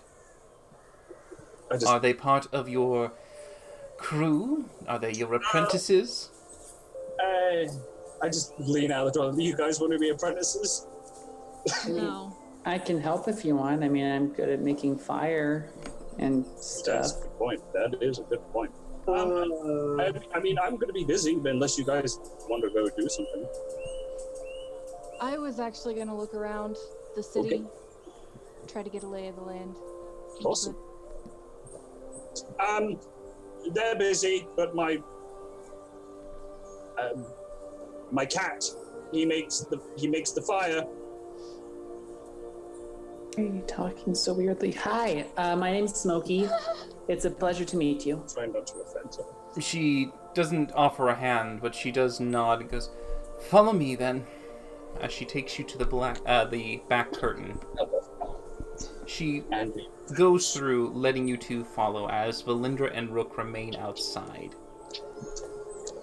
And now, Valindra and Rook, are you both wanting to wait, or are you going to look for do something? Just kind of glance over at Valindra. So what's up? Okay, so I would like to, one, try to find a reasonably priced inn, because we're going to have to stay somewhere tonight. Two, I would still like to try to find maybe an artifact shop or something, see if the person who owns it would be willing to contract us to go down and maybe find some items and return some thing to him, or for a share of the profits or something, if you wanted to help me look for that. Sure, I can help you look around. Or if there's a trader's hall, then I'm sure we could find some work there. Varkesh, you have Another one thing- inspiration point to use in a dice roll to re-roll any skill check, attack Wait. roll, or saving throw. Wait, say that again? Did someone actually buy me an inspiration Yeah. dice? Oh, thank you so much. I fucking need it. Dude. That was awesome. But yes, Valindra, you do know that there are a few inns scattered around the place. You can always browse and see which ones you like, and you do know that the majority of the treasure hunting storefronts are by the pier. Come along, Rook. Okay, let's go. All right, as those Skip two, off to the pier. they skip. All right, as they skip on down, finding their way back to the starting point. Smokey and Varkesh, you enter the back room where it does seem to have a very nice and well laid out forge, anvil, and you can see a very well kept array of molds, weapons, raw metals, and what looks to be in the back an assortment of various sized gems, jewels, and other bits that have been selected to be used for pieces. As she moves about to the back, you see her pull out one of the molds, which looks to be a very simple dagger, elegant in design with a very fine tip, extended out and then cut in a little bit towards the handle before an elegant guard is made, and the hilt and pommel. It's intricate and very well designed, and you can see it has more of a ceremonial look to it rather than being combat effective. And as she puts it down and puts out a sketch for what it should look like, she also sets a variety of gems. Many of them a very weird selection of... They could be citrines, they could be yellow diamonds. It's hard to tell unless you examine the quality, but you can see yellow gems, emeralds maybe, and what looks to be small, almost pearl, maybe opal. It's kind of weird until you pick one up and examine it. But she lays out the pieces and sets it down for Varkesh. She goes, "This is the dagger. If you can make it to the necessary skill and expectations that is from my shop, I will grant you title, at least of smith, and I will allow you to have your gold returned to you, as well as 5% of the total cost for this 8. dagger." Make a persuasion check.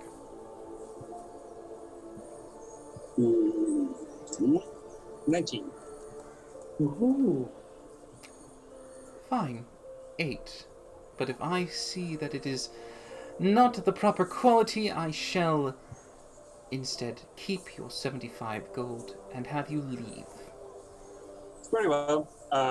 What metal would you like the blade made out of?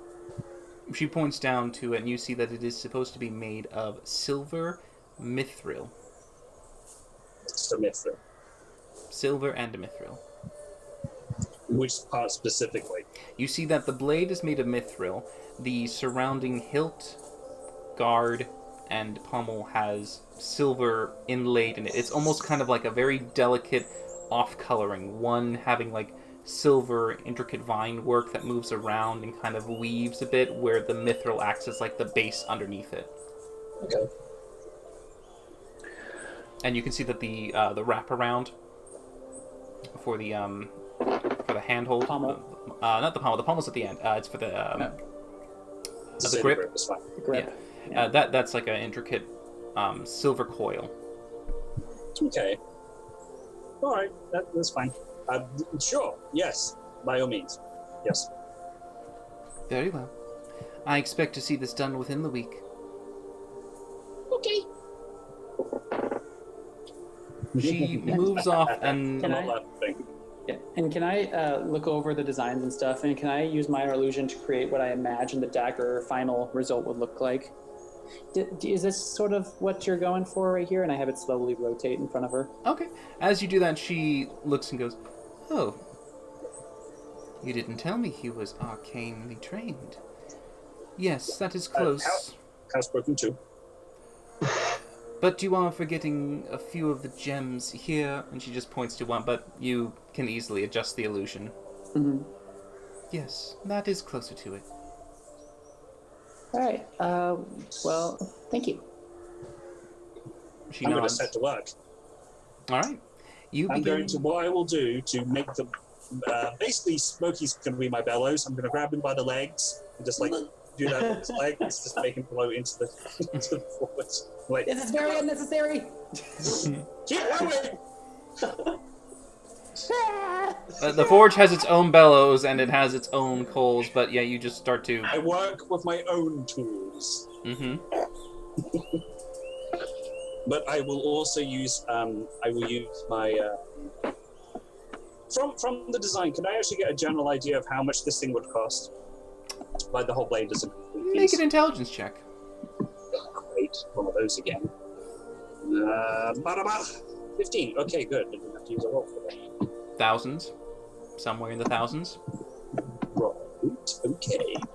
So, both the materials provided and the gems. I'm going to follow the blueprint exactly to her specifications. I'm going to use every single means and spell at my disposal to create this, as well as every trick I can possibly pull off, and all my gem crafting abilities to And follow this thing perfectly. is Smokey? Are you helping him? I will be helping, like, since I have the design, like, in my head and floating, I'm going to try and, like, assist him that way and just, like, the detail work. Since from their conversation, I get the feeling that that's sort of the thing that she thought his work was lacking. So specifically the details and elegance and that sort of thing. Okay. All right. So, Varkesh, give me. Are you just fabricating this? I will be doing a lot of the main build in terms of fabrication, take the materials, fabricate, get it all down, and then once I have all the big major components, I will then do hand refining and hand engrave. Okay. So make an Arcana check for me as you try to get a little bit more than just your easy passable ones. I might need to do. I'm going to use. Do you have that inspiration? Do you want to reroll the inspiration? Yeah. All right. So using the inspiration point granted to you by the follower, you reroll the die. Thank you. We need the munsies. We're poor. So go ahead and roll your Arcana check again. Does that not count for the? You'd have to re-roll it. Sadly, it's not an advantage. No. Okay, here we go. Okay, I'll take that. All right, that's a 19. Okay. All praise So, to the person who gave it to me. with a slight bit of divine inspiration, perhaps from your god, you feel that one path that might have taken you one way seems wrong, and instead of just trying hard to believe it into existence, you instead let it go to instinct, and your hands just kind of move without you giving it thought, and eventually you form what appears to be almost a perfect melded single piece of this dagger as it now floats, and you drift it down, getting ready to inlay it later, as the mold of it not only is perfectly fused, it's avoided any kind of necessary additional steps where the blade and the pommels and the hilts had to be like pressed and lodged. It is now a solid piece, almost like perfectly melted and welded metal. And during this time, you notice that she's watching you. And she is now staring very curiously at you. It's just like, what? What? Why did you need a forge in the first place? I don't do everything with. I have my processes. Because yeah, she watched you use Smokey as a bellow, and then As I said, I have my processes. But she just watches, and now with Smokey helping you, trying to make sure everything is worked right and laid right, go ahead and make a sleight of hand check with advantage. To me? Yes, you. As you begin to inlay the gems. Okay. 15? It's a little bit of a process, and as you slowly put them in, trying to get them to work just right and find the best way to capture the light when they... It's good, it's not bad, it's pretty nice, and you can see that there's a beauty to it. And you begin to slowly and meticulously make this dagger encrusted with its gems. At the very last part, you get the opal that is placed at the pommel, securing it in there, and then you now realize that you have to start to hammer and move around the wiring so that it keeps it in place. It was kind of opened like a blossom, and now you're kind of wrapping the wires around to secure it in there. Can I do so? Yeah, go ahead and just make one more sleight of hand check for me. Okay. 17. All right, Hey. much better. I'm almost rook-like. And you kind of Awesome. use your strength around as well as with the tools to kind of bend it to make it smooth, and so then as it folds around, it makes a perfect spiral towards the end that you then slowly take. You just have Smokey cough up one more hairball, and you just have it sit on the edge and heat it up enough to the point where it's soft enough that you begin to hammer them at the tip, and you just heat it up one more and just seal it with a tiny kind of little extra. And the dagger's made in the span of half an hour to an hour. I just hold on to her and go, ta-da! All right. And as you do your ta-da, we will span over to Valindra and Rook before we see the expression of our elven blacksmith. No, Now, don't do that. Valindra and Rook, you look about the place trying to see if you can find first an inn that is suitable to your standards. Go ahead and make an investigation check. Each make it, or can he make it with advantage? He can make it with advantage if you want him to, like, Rook, find me the best one. Go. Yeah. Brooke, I'll help you look for an inn, but you seem to have a certain... All right. 24, and I'm specifically looking for something on par with the Golden Lily. Yep. Jesus Christ. Yeah. Rook is refined in his taste, and he knows exactly what to look for. And as he looks, settled for less than the best. that's fine. And as he examines and investigates, talking to a few of the locals, he does know, also, because he's not lived here, but he's been here, there is a Golden Lily establishment here in Biloch.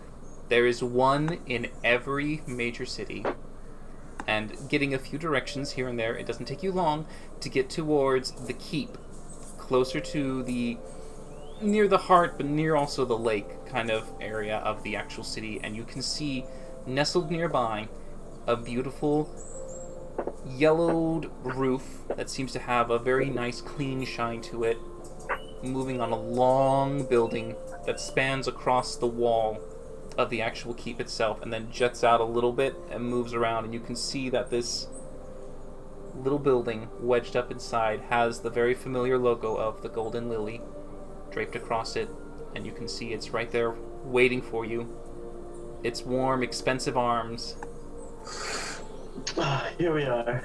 I mean, okay, Rook, you know, I love a good napkin as much as anybody else, but don't you think that the Golden Lily might be a little bit out of our current price range? I have 1 gold. No, we'll be fine. I have 275. Oh my god. Okay, I feel the same. I'm sorry, you have how much? 275. I told you from the get-go I carry enough on me to take care of daily expenses. That's not daily expenses, that's like a friggin' lifetime. It's daily expenses for at least a couple weeks. We lead very different lives. Okay. Just simple rooms at the Golden Lily, though, okay? Nothing, like if they have an upper suite or something, we don't need that. We just need the basic rooms. Because we should try to save money. I suppose we'll have to see what our cash manages to pull in, but I see your point. Okay. Well, before we go check in, do you think we could find maybe a arcane shopkeeper or something like that who might be willing to contract us out? I honestly think we may be better off trying to find someone who's looking for some guards. The undead aren't necessarily bothered by the need for air off. At least I can't imagine who would be. Okay. And it seems like this would be an excellent place to be crawling with them. Okay. Well, just help me find someone who will give us money to do something. But nothing,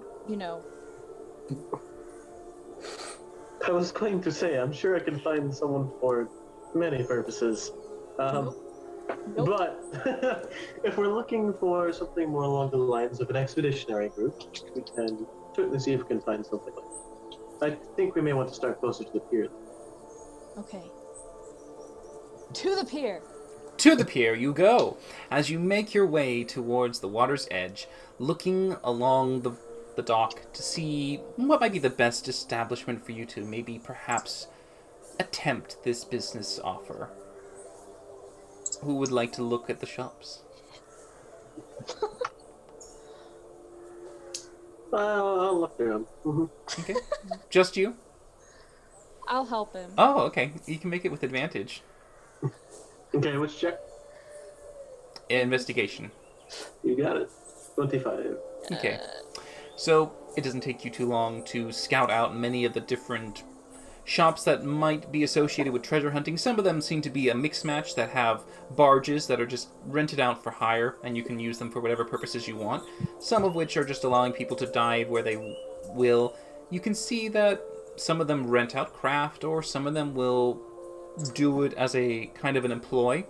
And you can see that one shop looks to be more promising, that has what appears to be a nice anchor on the side of the actual shop, gold painted, and you can see near at the bottom, right around the anchor points, you see a crown of gold and a set of pearls on the other side. Okay. I kind of point that one out. If we were to look for someone matching your description, someone maybe looking to fund an expedition, I think they would be our best bet. Okay. Shall we? You take the lead on this. This is your flat. Oh God. Okay. Okay. I will help how I can. But I've been noticing even in a city full of half-breeds, I find it strange that a Kenku can speak. I mean, I'd never really met one until I met you, so it can throw people off.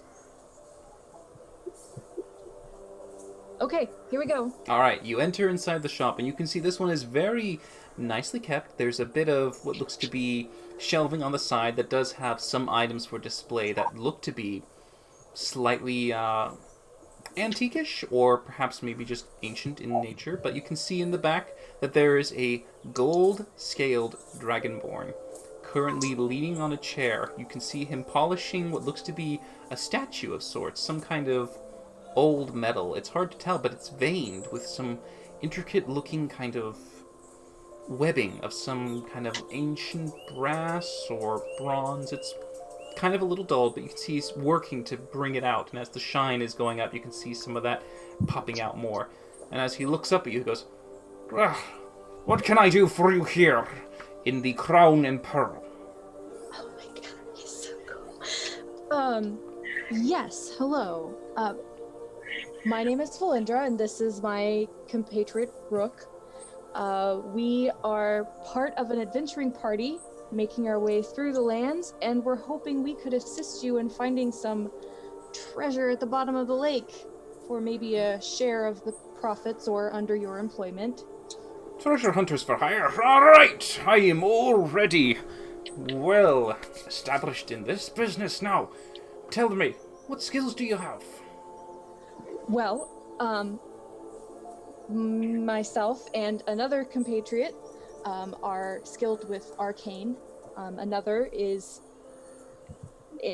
tampers with divine magic, and my friend Rook here is rather skilled with a weapon and sneaking about and learning things. I have an unmatched eye for detail and similarly impressive eloquence for a Kenku, yes, I know. And he has skills to get into rooms that might be locked. Ah, a that bit other more of the people cannot roguish. That's fine with me. He grips your hand and shakes. He goes, "My name is Garrick. Garrick. Garrick. How many And- R's is that?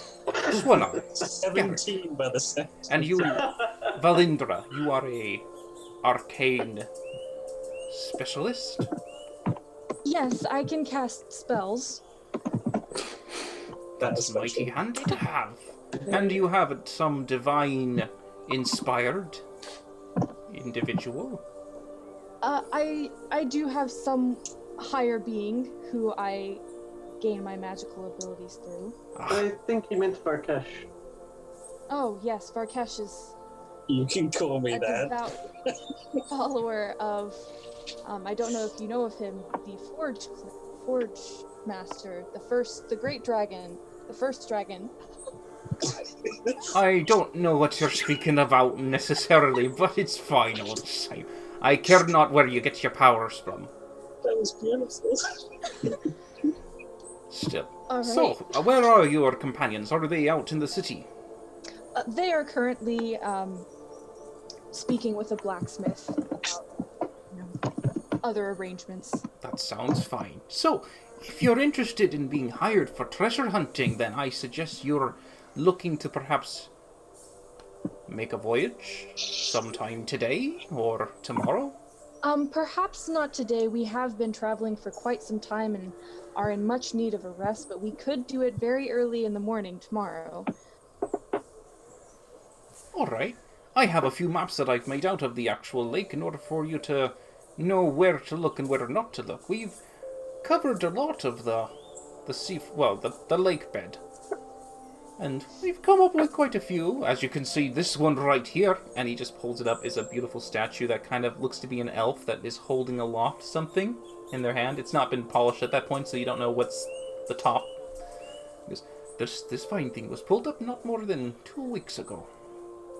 And I'm It's slowly absolutely getting it stunning. back. Now tell me though, your friends are coming here tomorrow morning to hire my boat, or do you want to have my knowledge and you have your own craft? We do have our own craft that we Alright. can use to make the voyage. Then I'll be happy to give you a simple hunter's split. Since you're providing the boat and I won't need to steer you out there, I can show you the information that I have for the recent excursions for a mere 50 gold pieces. Just look at Rook. I have 1 gold, she says in her head. Yep. So I hand him 50 gold. That seems reasonable. He nods. Right. I'll show you the local one first. And he goes up to the shelf. Being Right. that we are picking your minds here, an additional question. Fire away! What would be the best place for us to find something that would grant us the ability to breathe underwater or otherwise? You're looking for the water-breathing potions. I have some in stock if you like to buy them. How much would it cost for those? 300 gold per potion. There I go. I'm pretty sure clerics get that spell. No, they don't. Water breather goes to druid, ranger, wizard. sorcerer, and wizard. I'm sure Smokey can get that. Well, that is a little bit much for what we have on hand at the moment. We will have to find another way. Most can't afford it to start with, that's fine. If you want me to give you some advice, find something first and invest it into something later. So the next excursion you go out, you'll have something more substantial to look for. This makes sense. Start shallow and go from He smiles as he brings out one of the maps and begins to place it down for you to look at. Valindra, make a wisdom saving throw. It's time. You can do it. Okay. Why would you even lie to me like that? You know how Roll20 treats me. What is wrong with you? I'd like to remind you that you're probably not playing a game on a system that hates you. That's just, that's just me, Scott. So, Valindra, you look at the map he presents out. You can see that on the actual expanse of this lake, it seems to be a very nice zoomed-in segment of Biloch, and you can see the northern loch itself. It's kind of in the lower region, kind of in the south part, and you can see that it's well marked into certain places, and the empty spots that have been left unchecked look to be prime real estate for you to look for treasure. We're going to know exactly where we are. Not necessarily. I haven't really traveled out of the desert very much. So I recommend, if you want to find something, try here in the spots that have not been scoured before. If we have quite a few divers that go around here and they've pretty much picked it clean. But if you go tomorrow morning, I would recommend doing it sometime around 9 or 10. If you do it then, you'll get there before the rest of the hunters come out. Most of them have trouble seeing down into the depths, but I can tell with your eyes and yours, they seem to be keen on spotting in the dark. Hey. Alright, yep, okay. Sounds good. Thank you for that advice. Not at all. If you find that you're satisfied with exploring this region of Biloch, I have other sets of maps back here with other regions marked off that you can instead check those if you'd like. Well, we'll start with these areas and then we'll return what we find to you, and if we wish to continue this partnership, if you want to bring the treasures back to me, I can find a buyer for you, and then we can share the profits. That sounds perfect. I like to make business arrangements. It's a pleasure to do business with you, Valindra. I'm gonna shake his hand. It's a big grip, and he does kind of smile as he shakes it for you. He goes, anytime you need some other information or any questions you have, please feel free to come and ask. Great, thank you very much. And then we leave, and then I like to ask Rick, so, do you think, I know he mentioned the potions. I don't know if there's a spell that we might be able to afford. Probably not, but it might be worth looking at. Into. Oh, we could see if we could find a store that deals in Arcana. There's a chance they may have a scroll of some sort for it. See a spell shop? Not on the docks. Not around here, we won't. We can certainly do some more exploring of the city. Yeah, I mean, we need to go back towards town anyway, so... Alright. Meet up with Varkesh and Smokey, so we'll look along the way. Okay, as you look along the way, and kind of keep your eyes peeled, we go back to Varkesh and Smokey as you hand this dagger over to the elven blacksmith. Ta-da! Rest time. Her eyes... fucks it up. Her eyes stare at you and stare at the dagger, and you can see that she's trying her best to hold back the disbelief as she just takes it slowly in her hand. She doesn't believe that it's real. It's kind of like this thought that it might not be tangible. Maybe it's the illusion that you made. And she kind of picks it up, feels it, holds it up to the light. This is... Mm-hmm. You didn't tell me that you were magically inclined. I didn't feel it was necessary. If you can make something this beautiful, why are you making crap like that? That crap has been very effective, sort of. She is my favorite person. I've been goosed. I've been goosed, gentlemen and ladies. Well, far be it from me to criticize style over functionality, but that was mean. I am just merely stating a fact. You presented to me your best craftsmanship, and it was a rapier with no design or elegance to it, and then you produce something of this quality. It's perplexing. Well, I will say this. There is no end to my talents. I will say this hands down. Well, there's an end to your and I have an auntie, by the way. Her name is Mary Poppins, practically perfect in every way. She used to say it all the time. And that's me. That's pretty much my work. It seems very interesting that you would care so little to maintain your standards for all your weapons and armor. I don't really get the opportunity to... Still, perhaps you might be more inclined to make such grander pieces if you had some clients willing to purchase from you. Would you like to meet the buyer? He'll be quite surprised, and I could actually get a few more coin from him if I deliver it early. Sure. Ooh, I may have something else you may like. Yes? Do you like Pegasus's size? Pegasus. Well, I've heard of Pegasus as a winged horse, but I've never seen one. How do you like the idea of having a Pegasus made entirely out of silver and encrusted with gems that can come to life? Well, apart from it being a figurine, nothing, but you say it can be brought to life. Yes. I'm assuming that would run a high price.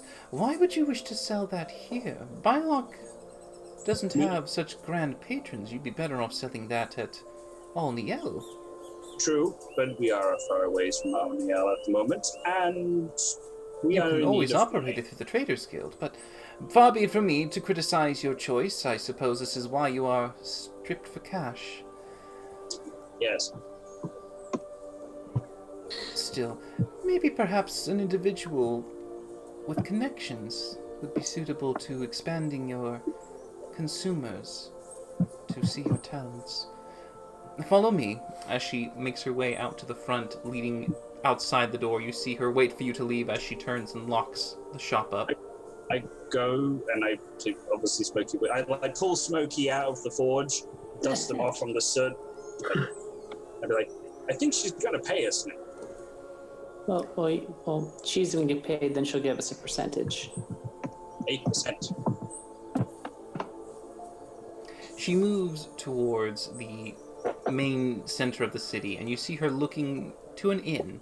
A very nice, modest inn. Doesn't seem to be overly expensive, but you can see that it's well kept, refined. It seems to just have on top of the board that hangs what looks to be a mixture of flowers and grapes. Grapes? Just flowers and grapes. I'm gonna steal a grape.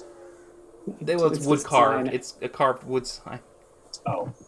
But there was actual just random hanging grapes. You see her enter in there, and eventually looking around, she goes to the innkeeper, whispering quietly to them before nodding as she tells you to follow them. You are kind of ducking and making sure not to, scrape your horns across the wood ceiling as you're going into the hallways, but she makes her way to a door and quietly knocks. She waits for a moment. Eventually you see it open, and inside there is a very mature elven individual, a male. Hair very fine, like silver.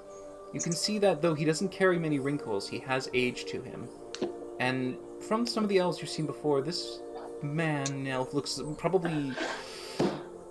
he could be many centuries old. But as he opens up and looks at her, he blinks in surprise. I did not expect you to arrive so soon. And with friends.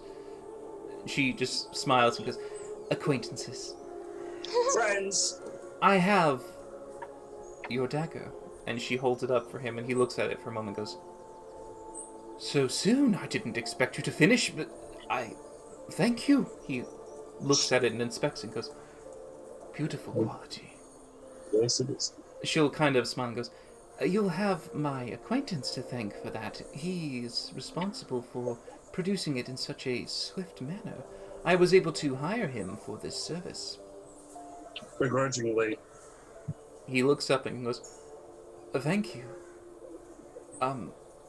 I just didn't expect... She goes, yes, I know that this order has been provided to you well and above expectations.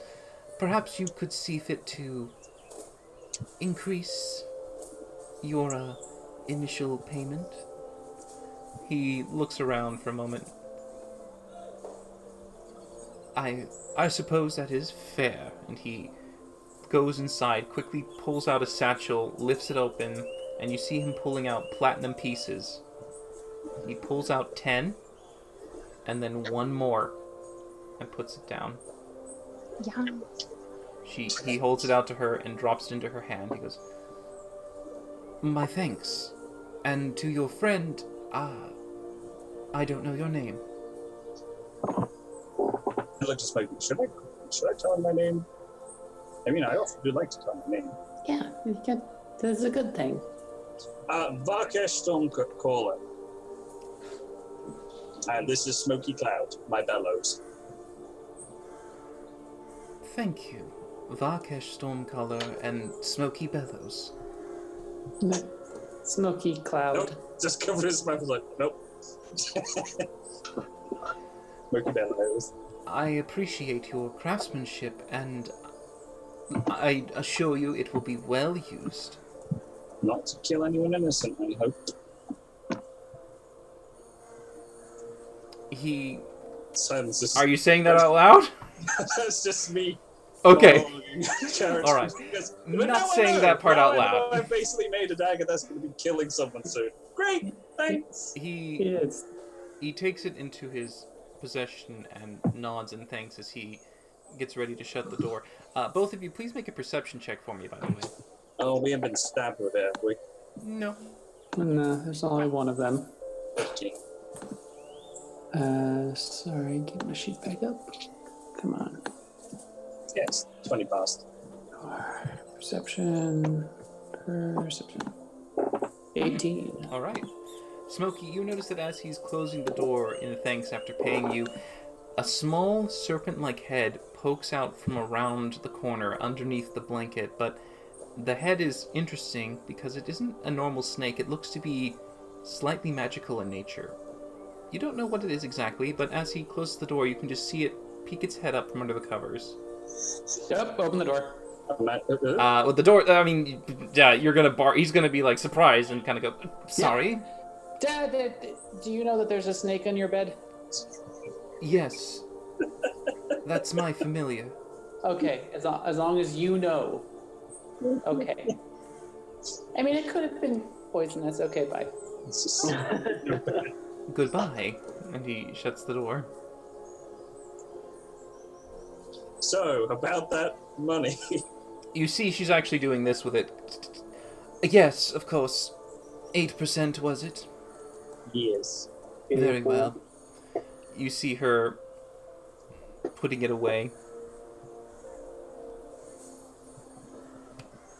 And she slowly pulls out gold pieces. Lovely. Well, actually, sorry. When he gave out platinum, he gave out Oh, great. he gave out 100 platinum. So She 110 platinum. So she pulls out 1 platinum. And she holds it to you. Thank you. Someone please remind me how much 1 platinum is. That's 10 gold. Sorry, yeah, 10 gold.